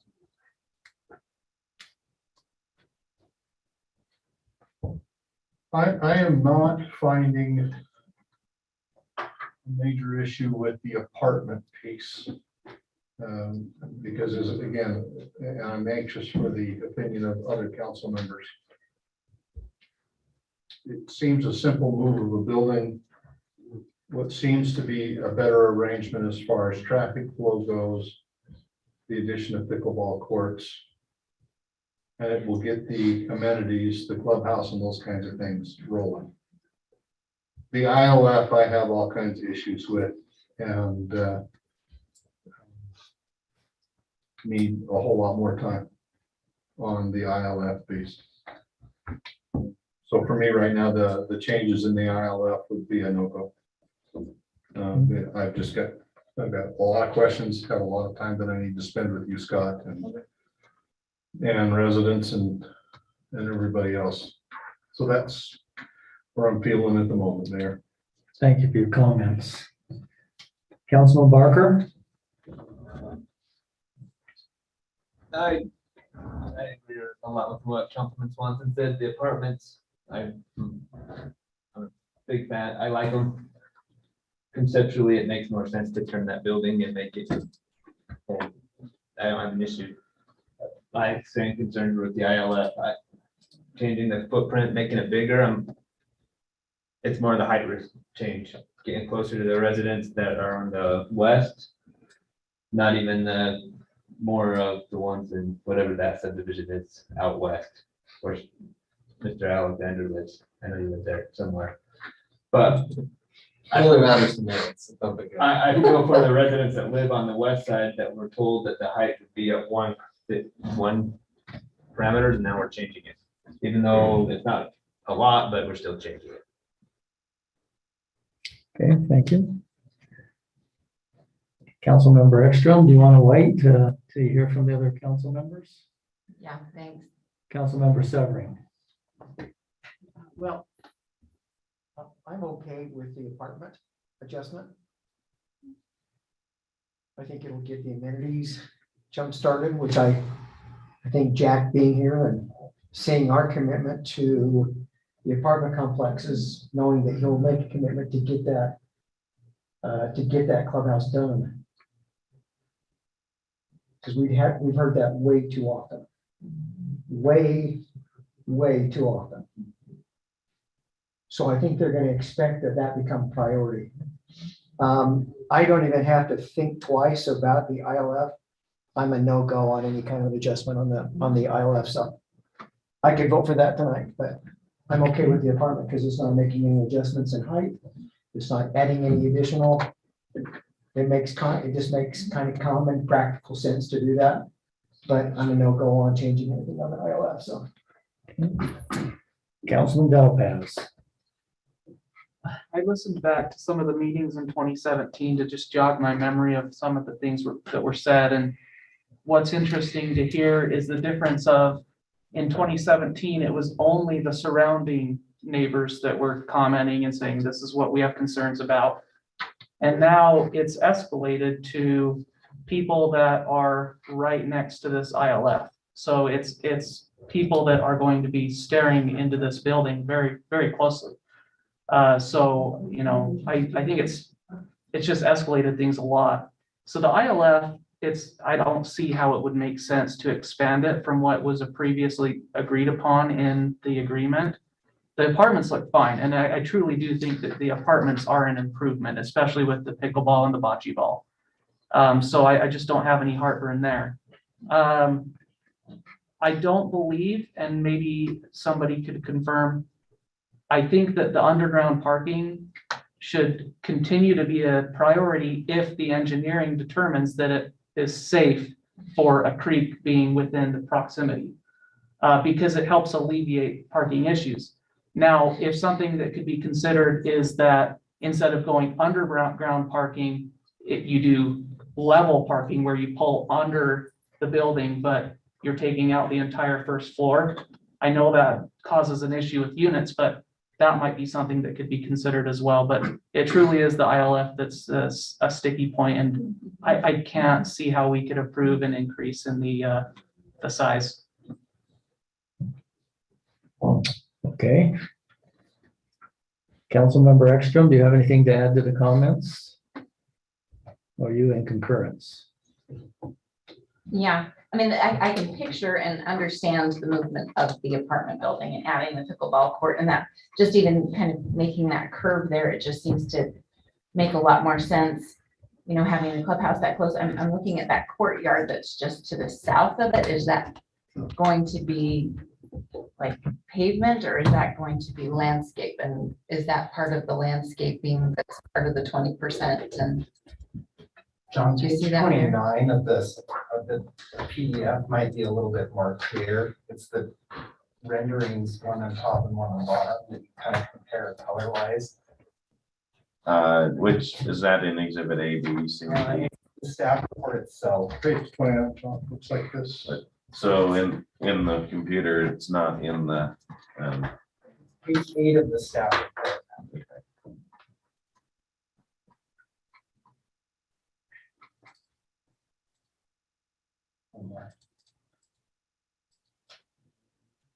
eight. Keep going. No, it's above that. That's the apartment, so it's above this, sorry. maybe it might be. Page 3 of 11, according to the top. Yeah, one more, there you go. So this is why the overlay is so hard to see, but old parking configuration, there was the turnaround here, and these are parking spaces. And then on top, parking spaces, parking spaces, parking. And so there's been a shift of the parking on the northwest to the south. So you don't lose any parking spaces that are surface here. What you're gaining is 61 versus 25 underground parking spaces. So essentially this whole thing underneath it, or most of it, is proposed to be underground parking, 61 units, almost the 1-to-1 that they were proposed to provide. There'll be 7 of those residents who would have an exterior parking space, but the whole of the neighborhood has actually kind of regained those surface parking areas, because there's now 30 plus of those that have been tucked under the building, but still retains the surface parking. So your landscape reduction is all this little green, the green space where the building got wider and a little longer, or wider and longer, is what's eaten into that, because the line where the parking is and the sidewalk essentially stayed the same. Okay, I think we're talking about 2 different places. So that's the ILF. Oh, were you I was talking talking about the clubhouse next to the apartments that were returned. Yeah, I'm sorry. So that was, because now the clubhouse has a smaller footprint, so now there's more room around it. Yeah, on the west side. On the west side, Yeah. right? And so is that, I mean, it's kind of drawn like it's a little kind of patio. At least that's what it looks like with the little grid. Mhm. Do you see that? So is that It's a non-permeable space? Yes, there's landscaping on the west here, next to the Or building. excuse me, I was looking to the south. Yeah, That was and where I then was this is all patio. The swimming pool is the same size, but it's over here. So and that's there's the a- pool. There's a spa here, yeah. But Okay. most of that is, there's landscaping that surrounds it and a decorative fence that surrounds it on the south side. And then the rest of it's hardscape, able to be used in kind of flex space. Okay, so in the completion of the clubhouse, does that include completing everything around it, the pool, the patio, everything? Yeah, the clubhouse sits on its own parcel that kind of runs like this, so all of those improvements would be related to that. Okay, subdivision, because that parcel. I want these residents to get something right away. Do we have some playgrounds in there too that are gonna be? No, there's no tot lot or playground or anything that's on this. Okay, Is there any in the whole development? There's a lot of open green space and connected walkways and trails. I don't know, Jack, if there's any. Yes, there are. Okay. okay. All right, yeah, that's what I'm looking at. This makes sense to me, and I'm all for like pulling the trigger on getting that clubhouse done. The ILF, I'm still trying to wrap my head around, and what it's gonna be like for all of the people that live around it, and what the view is gonna be, and how that's gonna be utilized, and what kind of traffic congestion and that's gonna cause. So, yeah, I would like to kind of defer to Councilmember Swanson's experience with this, and then listen in, and then maybe kind of piggyback some questions as he talks to Scott. So that's kind of where I'm sitting. All right, thank you for your comments. I think there's a couple things that I would like some clarification on. I think we're all interested, including the residents, of getting these amenities in place. Actually, there's no requirement in the agreement for him to do that right now. So if we're going to amend the agreement, this isn't a penalty, Jack, this is motivation to get those amenities done. I would suggest if we're going to amend it, which I agree, I think it makes sense with the apartments. But I would suggest if we amend that, we require the amenities to be built at the same time. And maybe or before. Or before. I think Jack said he has financing for them, so it shouldn't be a problem. Clubhouse, yes. Clubhouse and the pool. I'm a little bit concerned that the clubhouse is smaller. I know there's some debate on if those are used as much as they originally were. But I think that was an amenity that was kind of promised. I think we have not addressed the trail, which I think is important, but we could address this evening. And how we feel about the 20% landscape on average. I am grateful that there's more parking there because I think it's almost ludicrous to think that that's going to be a 1-to-1 parking, particularly with 2 and 3 bedroom unit folks there. So I'm glad for the additional parking, but I believe that frankly, that's not even going to be adequate. But it is what it is in the agreement.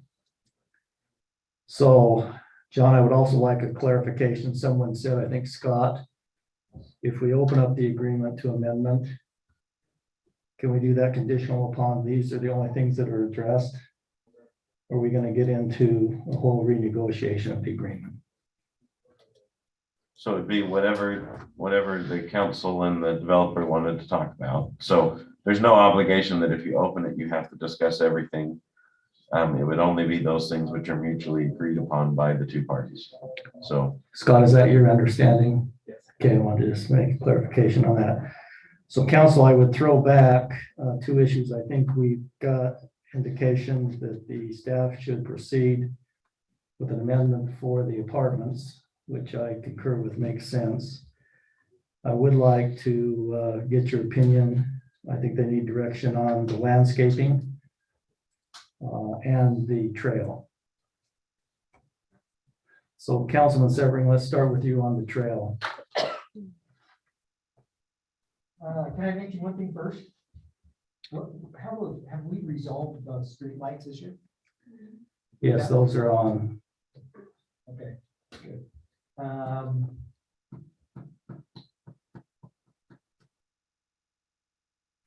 If according to Scott, and I want to make sure everybody realizes, I think, become a member of the council in 2018.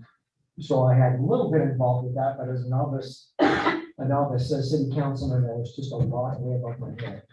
So, but as far as like the trail, if the trail was there initially, and it allows us to utilize and access Cougar Creek, then I think we need to leave the trail. And whatever assistance we can get, I know Visionary, I think has kind of become the culprit for a lot of the damage done down at the Coldwater Creek. But I think they've been a little bit better, and you can take that back. I not so much, I don't have any, what's the word I'm looking for? I don't think there should be any adjustments to that creek. It's left precisely as it is. We don't get the Army Corps of Engineers here to change things. We leave that as it is. So my feeling is, I think we need to keep the trail. We don't mess with the trail. We don't mess with the creek. And lights are taken care of. We're good. That's all I have to say. All right. Oh, can I say one thing though? But we do need to make sure that Visionary is doing their part and taking care of that creek as well. And I would just remind you, Councilman Severing, that they did commit to $15,000 worth of improvements. I think my thoughts was just keeping it clean. So Yes. we weren't getting a lot of garbage in it. We have had a lot of complaints about not cleaning up the construction thing. So if you could help us with that, would be good. Just as a reminder, there's without relocating the creek, or some say the crick, there are 3 unbuildable lots that the city has hold on that right now. And that would be obviously between Mr. Barrett and the developer. They probably bought developable lots. So that is probably the issue that's looking at the location of the creek. Can I add? I don't know, how many are you gonna add, Councilman Severing? I will just say, what a great opportunity for Visionary to maybe say, what, we could do a nice little pocket park here next to the creek. I'm sure that they're making the kind of money they need to make on the rest of the development. All right, Councilman Dalpaz. I think you mentioned that our Parks and Recreation Director is pretty adamant about having the trail along there that goes to 1900.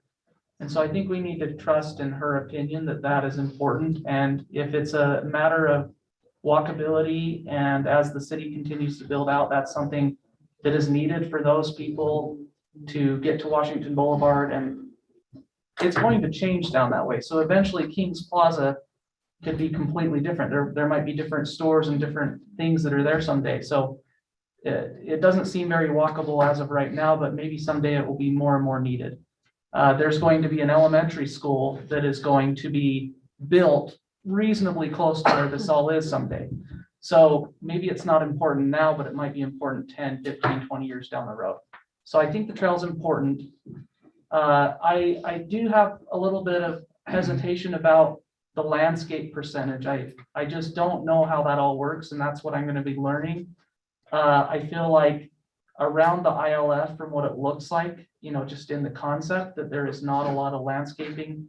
So it seems like it's pretty bare with landscaping around the ILF, whereas the apartment buildings reap a lot of the benefits of more of the landscaping being available to them. So I don't know how to remedy that exactly, but I just think it's something to consider if we are going back to the drawing board a little bit.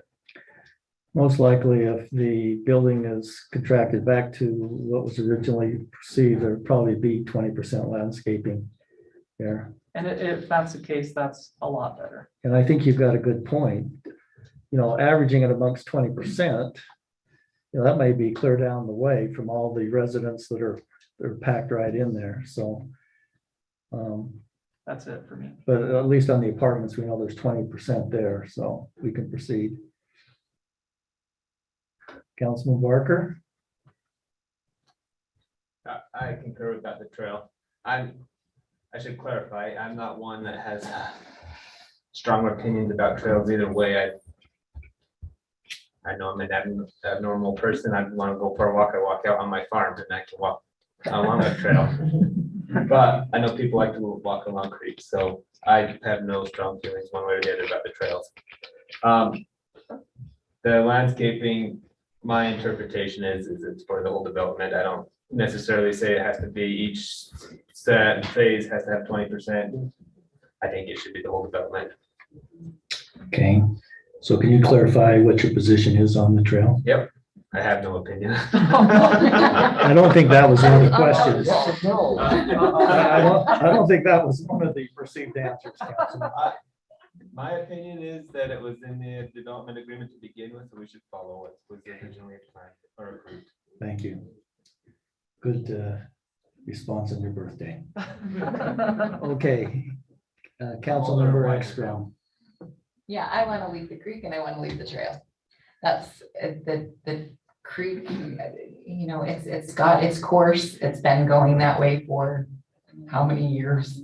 I think altering it, there are going to be unforeseen consequences if we do that. And I think it should be left alone, other than, you know, improved around it. I know Spencer's done a lot of work and you know, we've shown up and cleaned it up. And I hope we have a plan. And I'm assuming that our Parks and Rec department is then going to be maintaining that.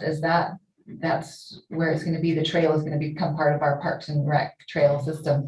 So that it can be a really nice amenity for people to actually get down there, enjoy the creek. Hopefully we can put, you know, kind of a park-like area, you know, open space around that. And I think it would be lovely.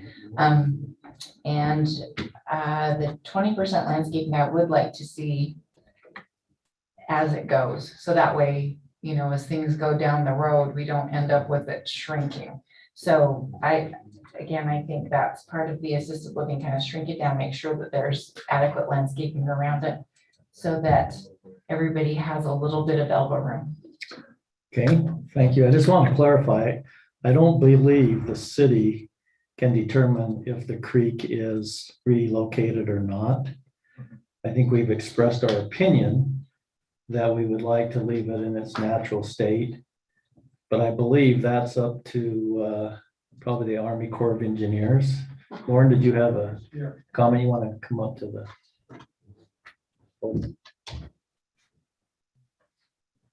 Long before this area immediately adjacent to the creek was developed, the creek flowed in a different pattern.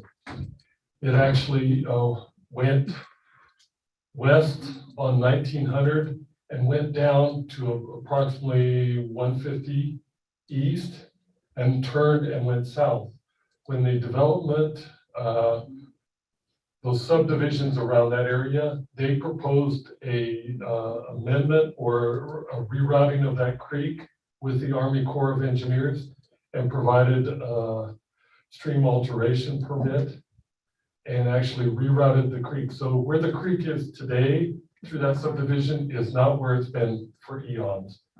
It's only been the last decade, couple decades, I would say. I can find out the dates, but that is not the location of the creek in its original spot. Thank you for your Thank you, comments. Lauren. Thank you. But there are map amendments that rerouted that creek and rerouted the flood zones and all that, and it was all through the Army Corps. And once again, I just want to make sure that the public understands that's not the city's decision to make if it's rerouted. That it's based upon the developer getting permission from the Army Corps of the state. And there still are improvements along the bank of the creek that are required to be put in.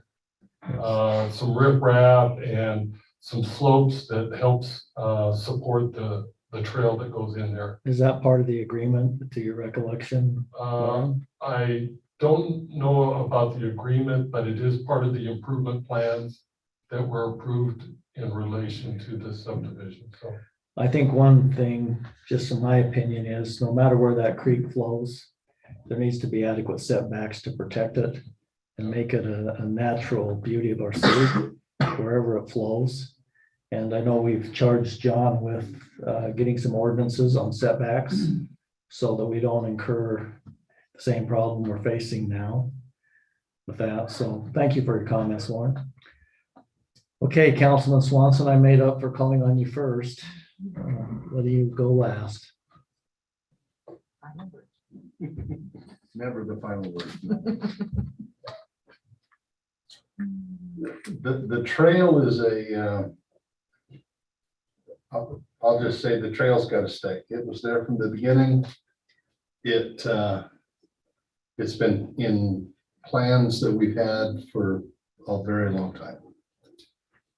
However, I think we can be creative with the trail so that it's as unintrusive as possible with the individuals that live there. I'm picturing a boardwalk section, but it doesn't necessarily have to be on a raised bank, that we could, whether it's permission through the Army Corps of Engineers or whatever we need to obtain, that there's a section that actually takes the trail out over a portion of the creek instead of it all being on the bank. I think there are some things that we can do from a creative standpoint to make that trail usable, more residential friendly to those that live there, but also achieve the connectivity that we've envisioned there for a very long time. Lauren already mentioned the current creek route, that it's not the original route by any measure. It's quite a ways from the original route. And then the other piece that I'd like to talk to Mr. Visionary Homes after the meeting, if you would just grab me for a couple minutes. I want to run an idea by you.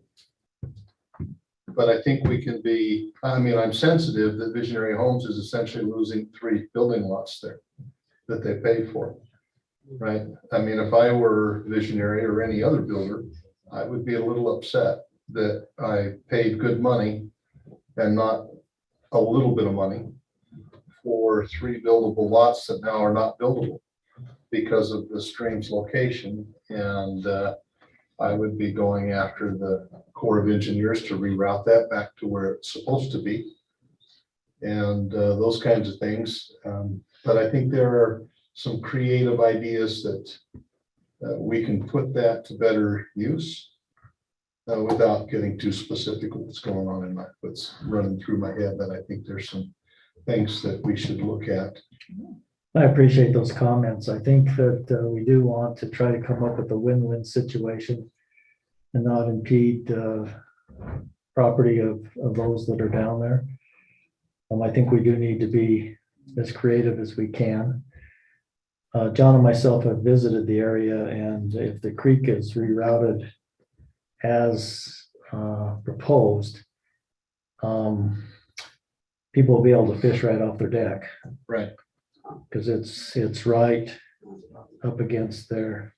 So I think we need to be, as you said, considerate of all down there and see if we can come up with some creative solutions. But if I understand it right, the path or the trail in one way or another will remain in the plan. And what's your position on the landscaping? I think the landscaping should be per phase. I think while the letter of the law states, okay, in general, it's 20%. I feel we do a disservice to those that actually live in the area that it's under 20%. That we allow less than 20% in their area because somebody else gets more than 20% in their area. I think if we want to have more than 20% in some areas, great. But I think it ought to be a minimum of 20% in every area. I think that makes a lot of sense from the standpoint. Now, there's going to be a lot of people living in this independent living center. And so I think if we can arrange somehow to get as much open space. So I would concur with your comments. So John, my understanding is we should proceed based upon the council's comments. We should proceed with amending the apartments as presented this evening. Once again, I'm very set on making sure that if the agreement's amended, that these amenities start prior to or in conjunction with as part of the amendment. Does anybody object to that? No objection, Mayor. I think we should be even more specific than that. I think the amenities should be completed at the completion of the very first building built. And we're not going to build all 6 buildings simultaneously, right? There'll be a building that is the first building built. And as that comes to completion, the amenities ought to be done before, or at the very least, when that first building is ready for rental. Okay. Those amenities ought to be done. Anyone object to that recommendation? Because I think it's not just serving the new apartments, it's something that the other residents, I think, have been waiting for a long time. I don't see, Councilman Barker. My only objection is it might be difficult to get a swimming pool built in that amount of time. Swimming pool builders are a couple years out right now. So you might be able to get somebody, but normal homeowner will be able to get a swimming pool builder out. I think we just probably define that as the clubhouse and the courts. Clubhouse, pickleball courts, Because I think there are. And it's possible to pool. It's possible, but yeah. Yeah, I think anything that's up beyond the control of the developer that he can, adequately prove to us. But I think these things need to be defined. I know that it's a long agreement. It's very difficult to negotiate. But I think as we move forward, we need to be as specific as we can and then hold each other to that, both the developer and the city. So I think we take the opportunity to clarify some of these things and make sure. So are you okay with that as part of the amendment? Thank you. Thanks for your comments, Councilman Barker. I think that's makes a lot of sense. Anything else from Councilman Severing? Yeah, we have to remember also that according to Neil Emerald, there's some kind of litigation at least pending on the creek. So we really don't have much to say about it at this point. Once again, we have really no authority on what happens with the creek. Other than to support the fact that it stays as much in its natural state with adequate setbacks. So I think the lawsuit relates probably more to another issue than the department. So thank you for clarifying that. Okay, great discussion. John, does that give you adequate direction? Yes. Okay, we'll proceed then. Thank you, council. We'll move on then. Scott, unless you have anything else. We'll move on now to item 9 on our agenda, which is public comments. Once again, please state your name if you're a resident of North Ogden. And please, as public comments, limit to 3 minutes. I don't want to be rude and try to cut you off. So with that, John, if you would watch for comments online.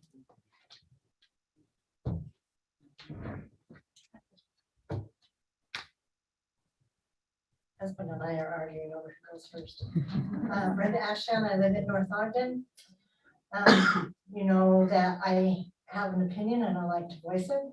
As some people say, why don't you run for city council? This is why I don't. I don't want to make these kind of decisions, but I will take the right as a resident to voice my opinion.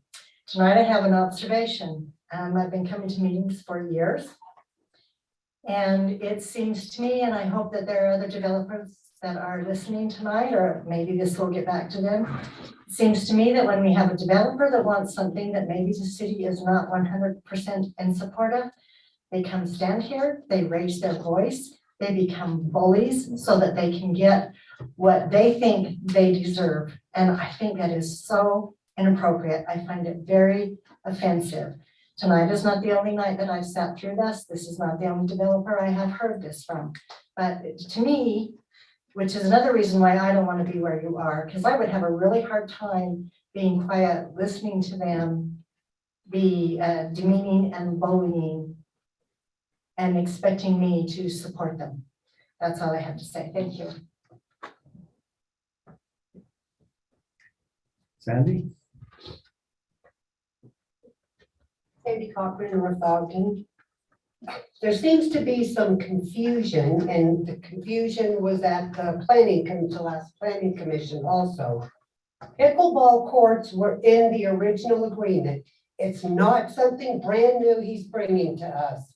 Everyone keeps saying, you know, well, he's adding this, and he said it at the planning commission. It was like, when we move this apartment, it leaves this space, and I'm bringing this new thing here. It's pickleball courts. The realtors all love pickleball. Well, we don't care what the realtors love. This is our community. But just to make everyone understand, pickleball courts and bocce ball courts were in the original agreement.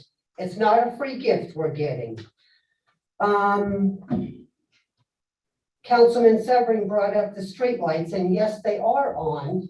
And I'm sure you all remember me coming here week after week after week complaining about the streetlights. And every time I did, I was told the streetlights cannot come on until the clubhouse is done. I called the HOA. The streetlights cannot come on until the clubhouse is done. Well, we got a Christmas miracle. The streetlights came on before the clubhouse was done. And Mr. Barrett said at the planning commission meeting, I got the street lights on for the community. It was simple. I just plugged into one of the townhouses. If it was that simple, why did I come here for a year and practically beg for them to be turned on? Why? He could have done it all along. He doesn't listen to us. He doesn't care about our concerns. The landscaping around the ILF. That's going to be a big, ugly, it's just a building. It needs that landscaping to soften that up. I don't think giving the landscaping there over to the apartment people is fair to us. They have plenty of landscaping over there by the apartments. As far as the size of that building, it's been said here several times that it's moving 60 feet to the east. That means I open my front door and that's what I see. The building is right there. I didn't like the 10 feet of weeds, but at least some of those bloomed. This is just going to be just a building. That's all I see. It's going to block the sun from coming anywhere near my home. And that's where I sit in the morning and in the evening and enjoy my coffee. Right outside the front door. It's quiet, it's pleasant. That is all gone. all the promises that were made to us and all the dreams we had about living there are being destroyed. People are losing their views, they're losing everything. I just think you need to not let him have everything he's asking for. This was not what was agreed to. Well, Sandy, I think if you listen closely to what the council said, they're not in Mhm. favor of amending anything on the IML. Good. And I So- totally appreciate every one of you for that. So- Thank you. Mhm.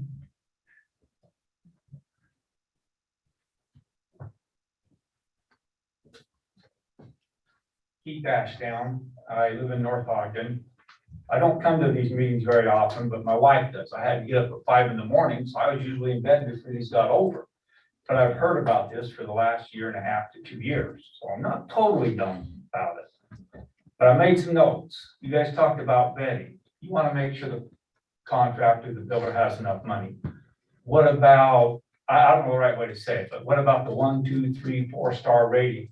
Does he keep up with his other places? Are there complaints like this in other cities and other places? If they are, why are we working with those people?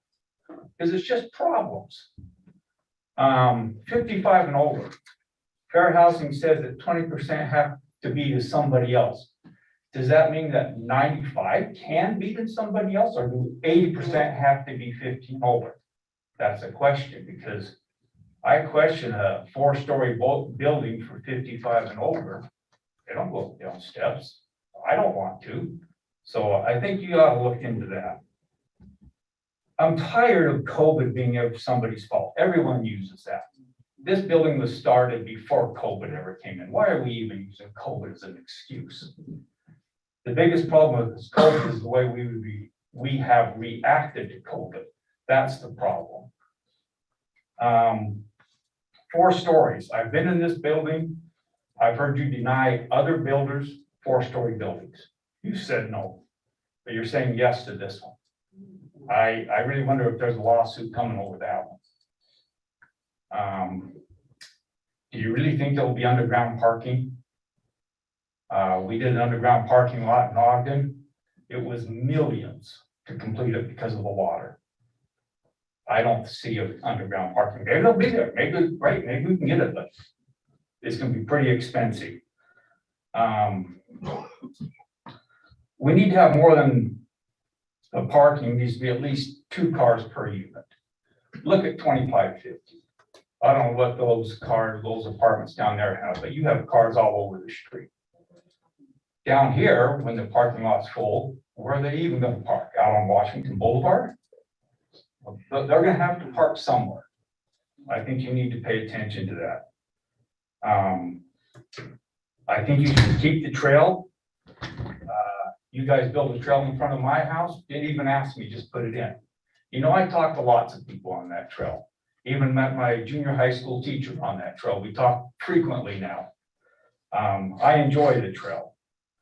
Let me see if I had anything else on here. Voting on it. I don't know how you do it, but I think you shouldn't amend anything until he is done with the clubhouses. I hear a lot of people in here complaining about it. What makes you think if you say you have to finish it here, he's gonna do it? Supposedly he was supposed to have it done already. I don't know. I don't live there, but I know across my street is gonna develop one day. Am I gonna have these same kind of problems, or are you guys gonna take care of them ahead of time? That's just my ideas. Thank you. Thank you for your time. Let me just maybe respond to some of your comments, and I appreciate you coming and making those comments. First of all, the city has a contract with the developer. Right or wrong, in 2017, there was a contract entered into that allowed for a partial 4-story building. That doesn't mean we have to continue that. This was an MPC zone, which was basically created, I believe, for this project, John. And so, you know, we haven't had great success with that. We've not been real anxious to do more. But we do have a contract that we have to abide by, and we expect him to abide by it. Apparently, there's a lot of vague things in there. And once again, I'll ask John to clarify this, John, he has no obligation to build that clubhouse right now. Correct, He has no obligation to put those pickleball courts in right now. correct. We're conditioning the amendment on this, that does take place. So we're trying to improve things. We learn. I responded to someone today, perfection in this life is probably not possible. And well, it's not possible. And so we're learning as we go along here. So I just wanted to respond in that sense that we do have a contract, a legal document that allows for these things that have been discussed. Going forward, and I think you asked, why are we dealing with Mr. Barrett? Once again, we have a contract with Mr. Barrett.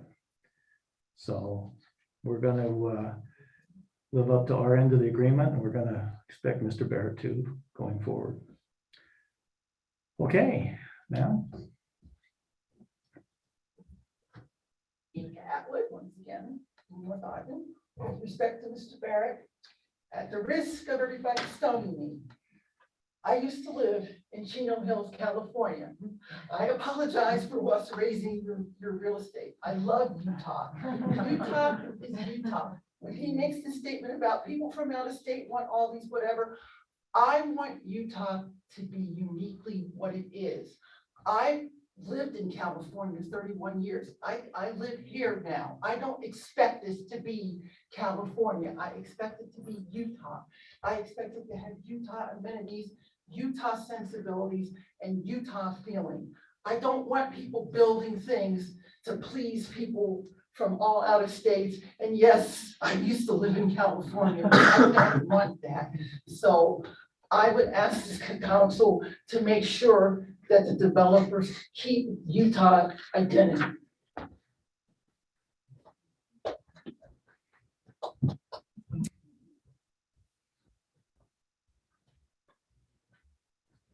Sorry, me again, Spencer Alexander, 74 North, 150 East.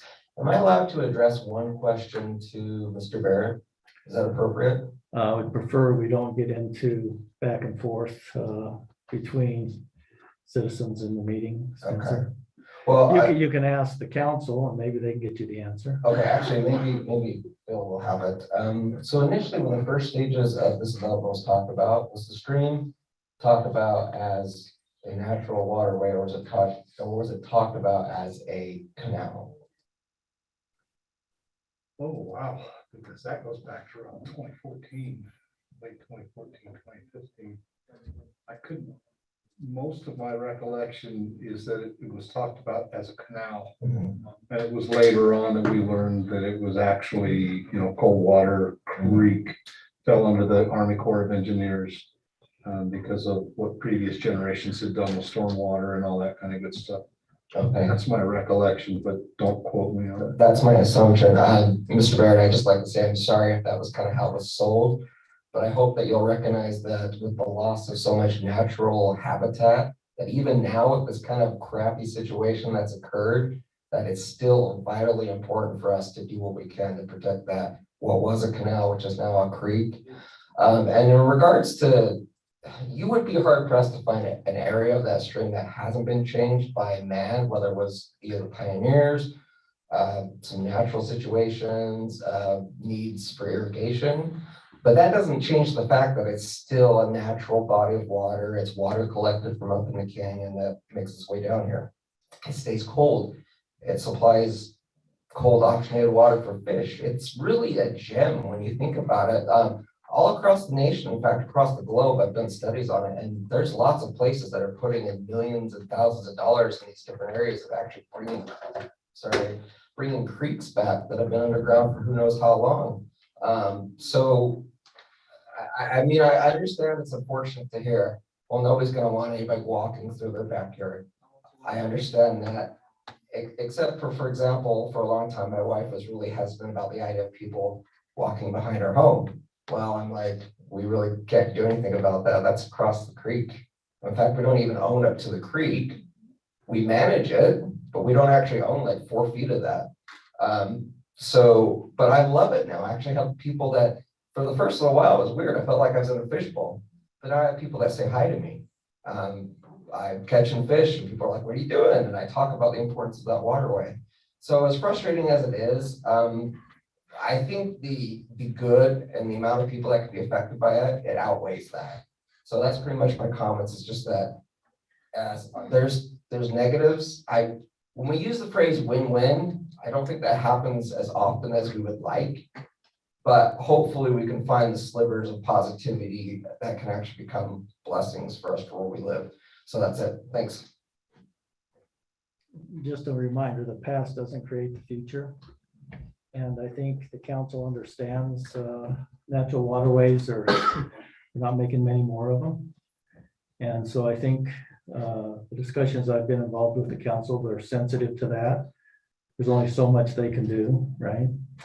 But they are sensitive to that. I think we are trying to get some ordinances for setback.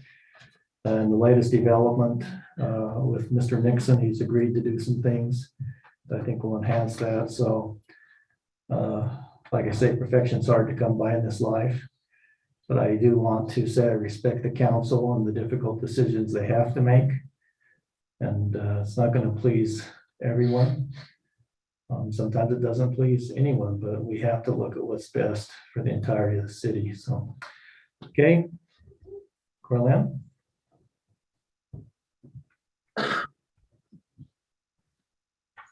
Marilyn Hightower, Village at Prominence Point. I'm really sad because the pictures we had from when we purchased our home, if the trail was there, it was behind our property. You're now taking over a third of our property for a trail. So I'm paying taxes on that trail.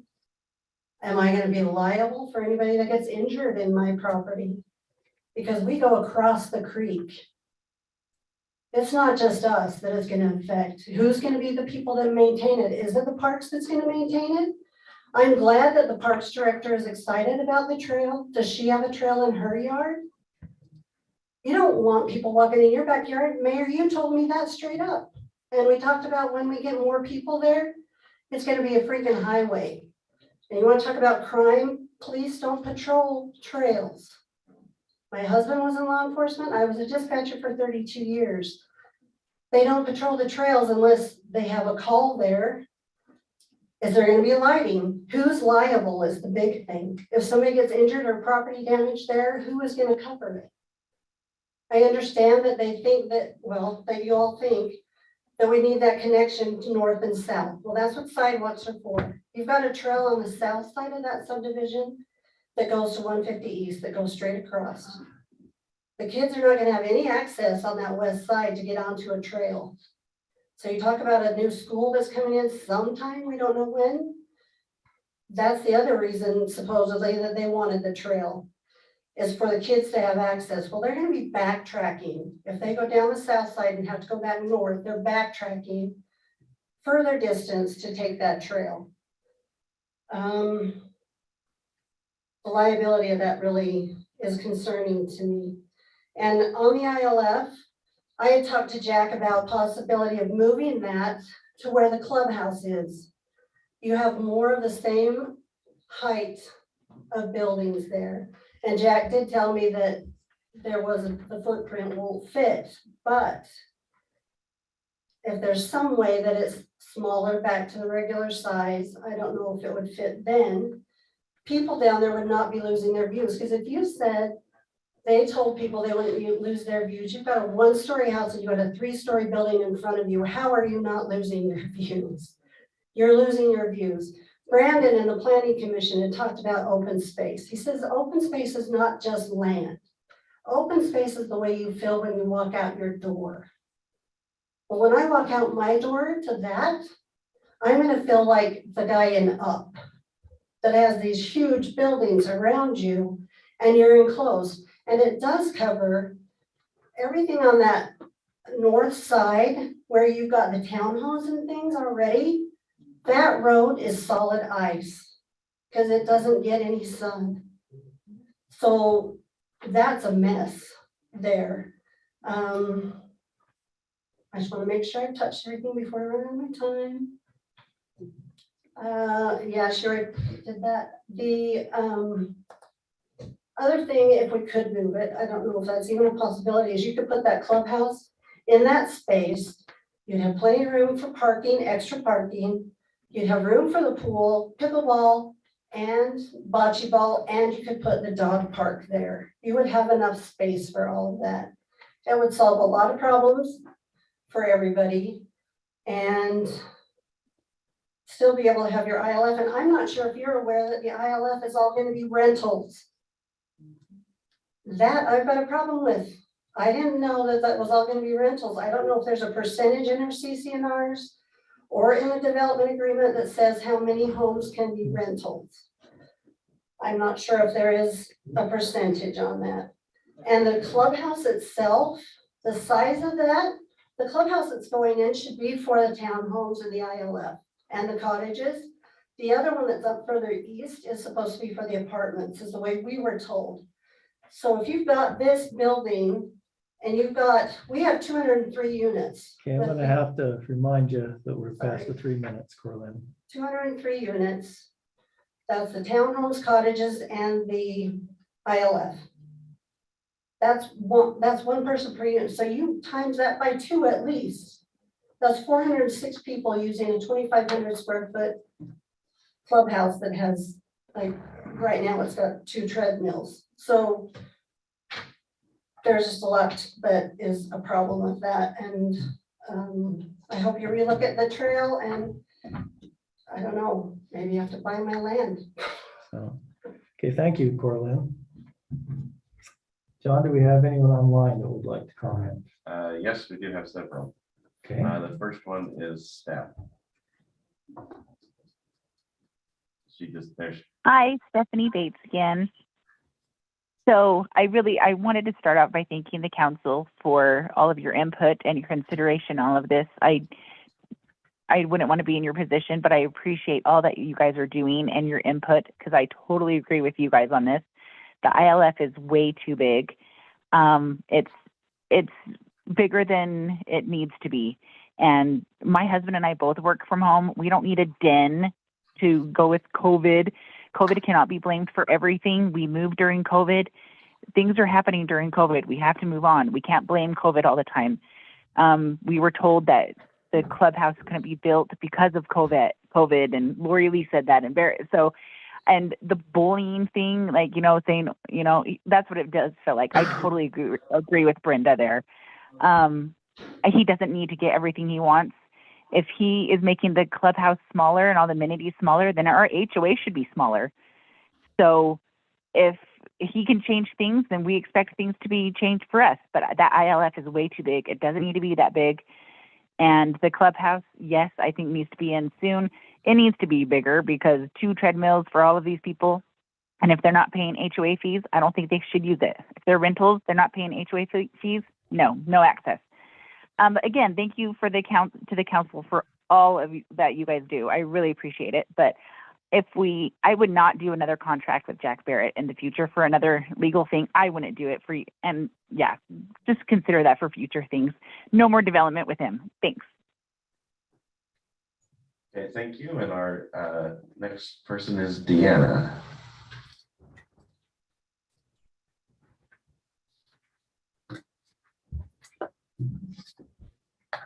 Deanna. There we go. Mute. Okay. I too would like to thank the council members and Mr. Mayor. I appreciate so much that you're listening and at least considering what our concerns have been. And I know you're getting tired. I would like to just, I hate to keep dwelling on the past, but I kind of wonder why. We all know that the development agreement was back in 2017 and maybe earlier. Why is it that the marketing materials that were out there did not just straightforward say, in this area, we're going to have a 3 or 4 story building? I would have never purchased my home out here. And so I just kind of wonder why that we were not informed of this huge building that was going to be there. if it was a part of the 2017 agreement, I would think that all parties who are in charge of marketing materials would document that and tell us. That's one issue. And the second one is I just wanted to share some information, and that is there's a couple of HOAs in South Salt Lake. And it's interesting, they have one thing in common, and that is the developer lives on site. And the developer just kind of watches things, make sure, everything is going okay. And I think with an absentee developer, he may not be aware of what is actually going on. So anyway, those are my comments. Thank you very much. I appreciate your time and consideration, and I am finished. Thank you. Hey, thank you, Deanna. And just for your information, although the city doesn't have control over the marketing materials, Mr. Call and myself did visit with the realtor down there and specifically asked if residents were being told what would be across the street, because I know the first time I visited there, John can tell you, I looked at it and said, there's going to be a 4-story building here.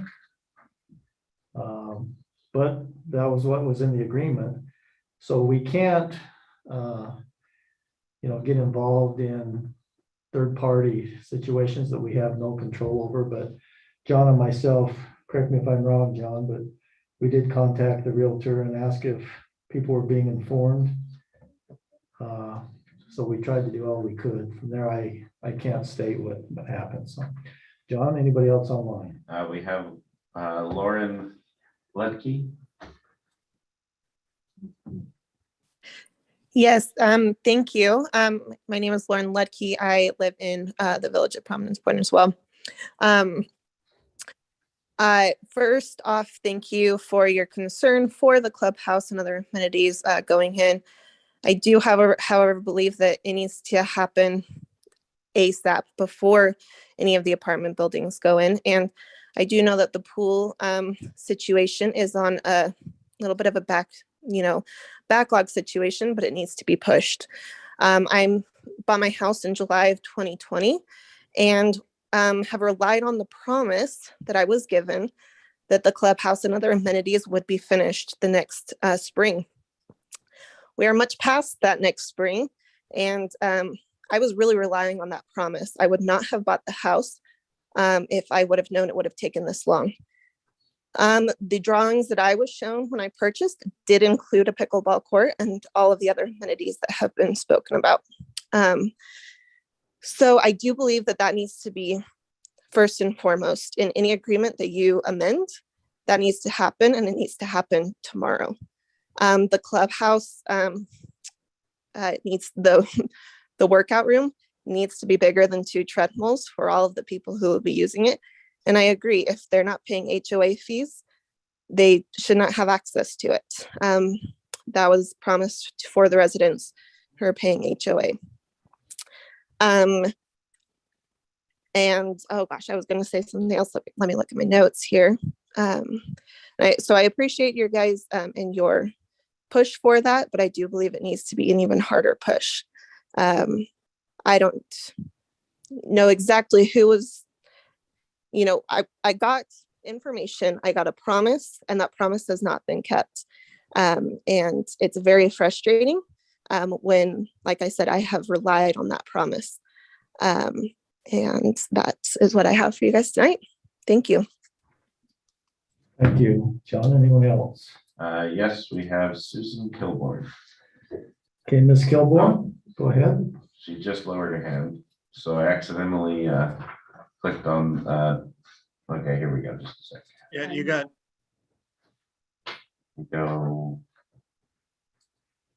Here we go with Susan. Can you hear me now? We can. Okay, hang on. Siri, start 3-minute timer. Mr. Merry Christmas, Happy New Year.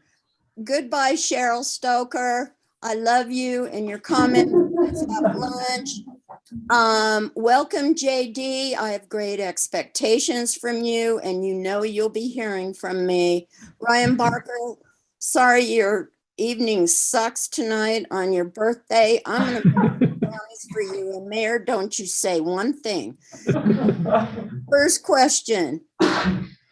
My question is, do we have future financial commitments to Mr. Jack Barrett and Meritland Corporation Limited Liability Corporation, who has filed Chapter 11 bankruptcy and has several lawsuits pending against them? You're on the clock. Well, I can't say anything, so I'm gonna ask John to. John? We don't have any financial information for any of those companies at this point. Okay, Have so an obligation. I think she's asking if we have any financial obligations or that Mr. Barrett has to us that might be wiped out by the bankruptcy. No, there's no financial obligations to the city associated with those. okay, why are we dealing with this corporation to begin with, other than to try and help out? And my heart bleeds for the residents of Prominence Point who were promised great expectations and received none. My handsome, emphasis on handsome, husband and I live in an HOA, Lakeview Heights, and we have no such problems. And my heart goes out to him. I just want you to know that. And anybody contact me, I can help you maybe with some other civil actions, if that's okay. Oh my God, am I in trouble now? I just think the city should wash their hands of this project.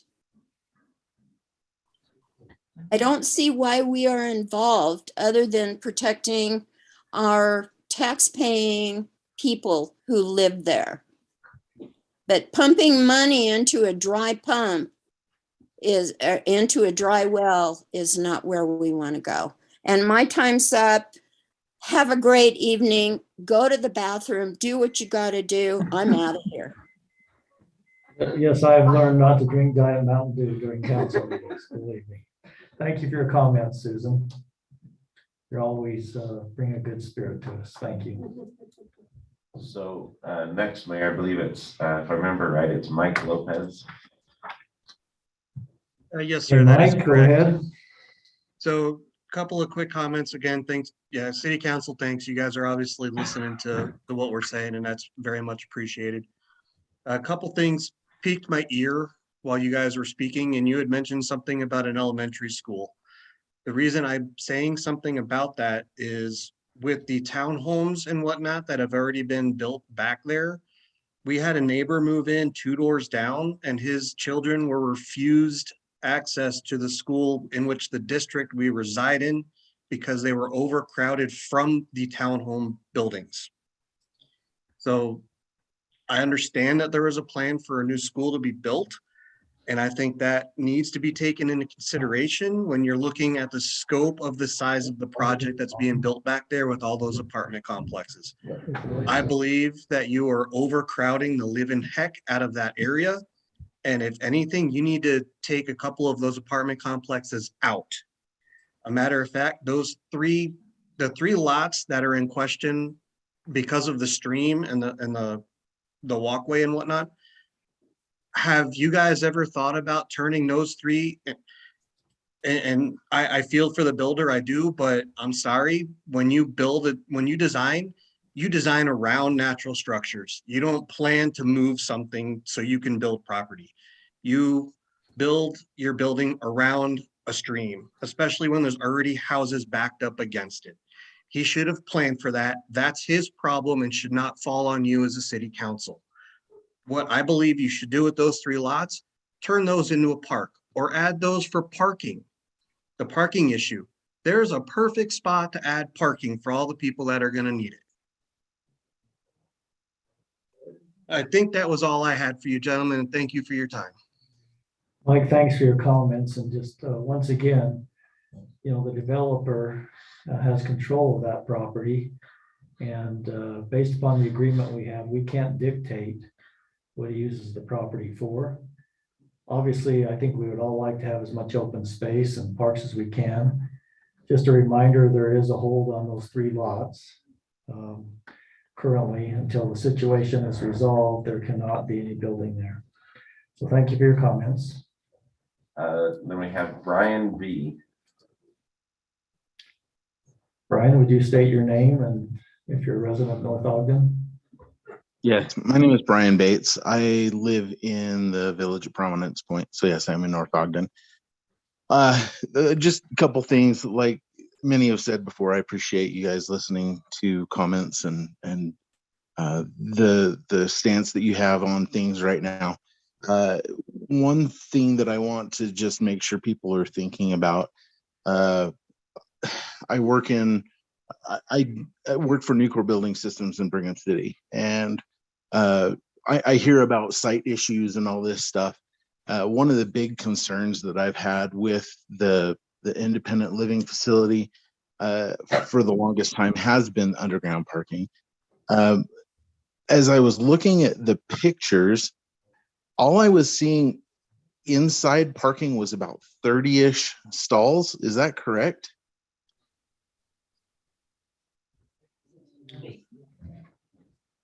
I believe the plan shows 61. I think the original was 25.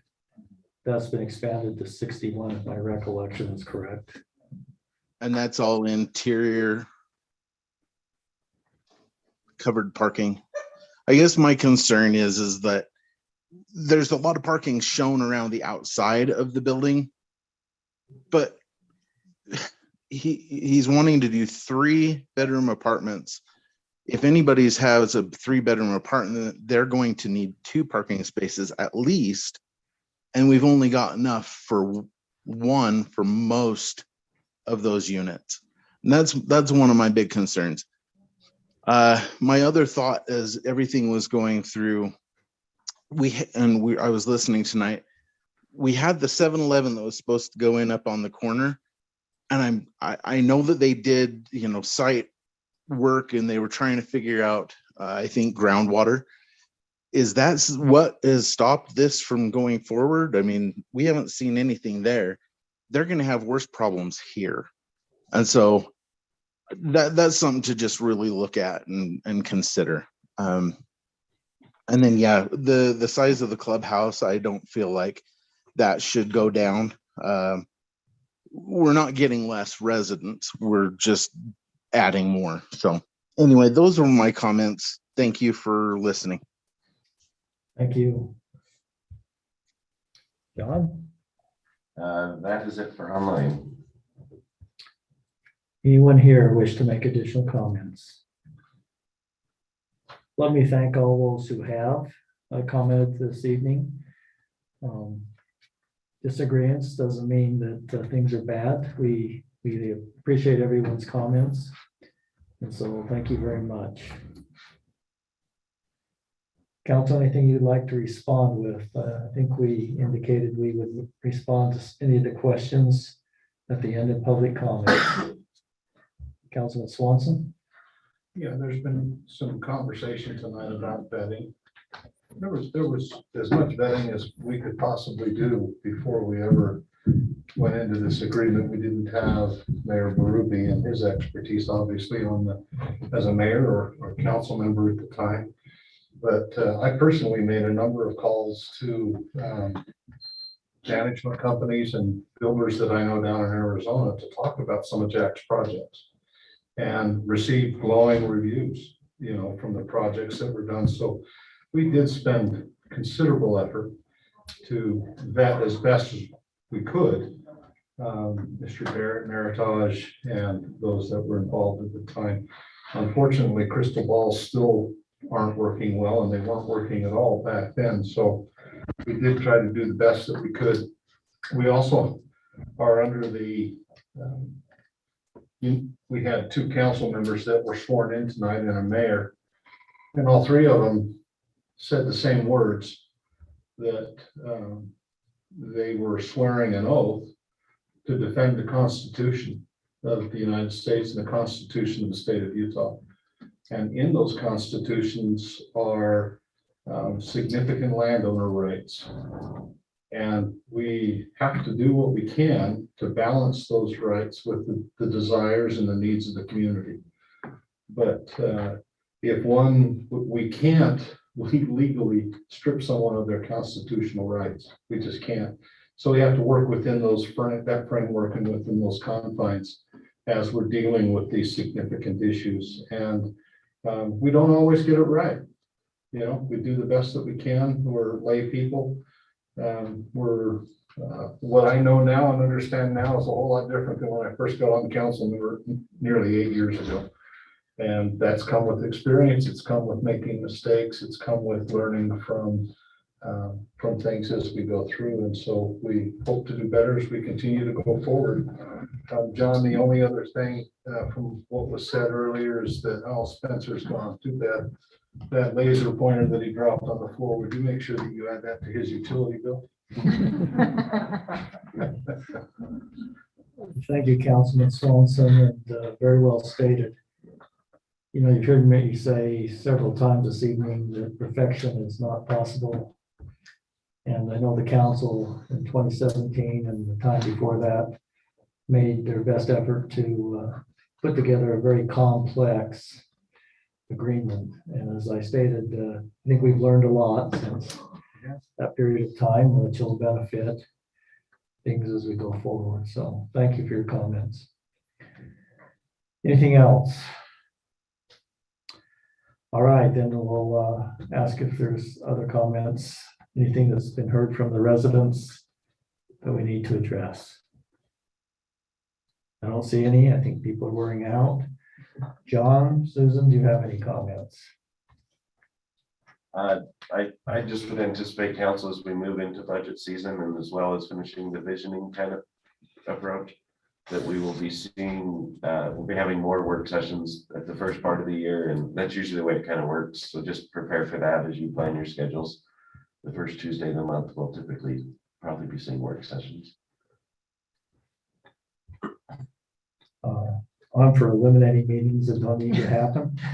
And I have a lot of trust in the department heads and our budgeting process. So we'll have further discussion on that, John, but thank you. We surely want to do the budgeting correct. Anything else, Susan? Okay, we'll just wrap up by following. I've asked Council Member Dalpaz if he would take on our planning and economic development activities. Scott, he'll be working with you and with Mr. Bexel and various other things. Councilman Severing will be asked to be liaison with the police department. He's committed to making North Ogden the safest city in the state, so we're going to give him that opportunity. Councilman Barker will be the liaison with Parks and Recreation. So that'll be a new experience for him. Councilman Swanson will be staying in finances. I think we're on a good track there, and so we're going to ask him to stay. So Councilmember Ekstrom. This is news to me. This is news. So you can have a discussion later on, but we're going to ask you to work with Public Works. Okay. I know infrastructure and things are very important to you. Yes, As part of your campaign, I know that was important, but if you object, you can arm wrestle with any of these folks you'd like. So just so the staff knows, that's kind of what we're anticipating. We don't have Councilmember Stoker to motion for adjournment. Mayor, before you do, with Councilmember Stoker's adjournment of her political career, the council will be in need of a mayor pro tem. Yes. We're going to address that in the. You can't leave ever.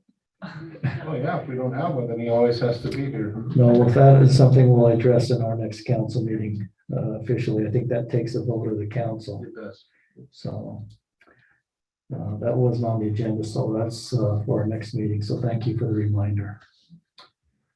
All right, who is going to now take on the responsibility for making the motion to adjourn? So moved. Okay, this is a permanent assignment. This is moved and seconded.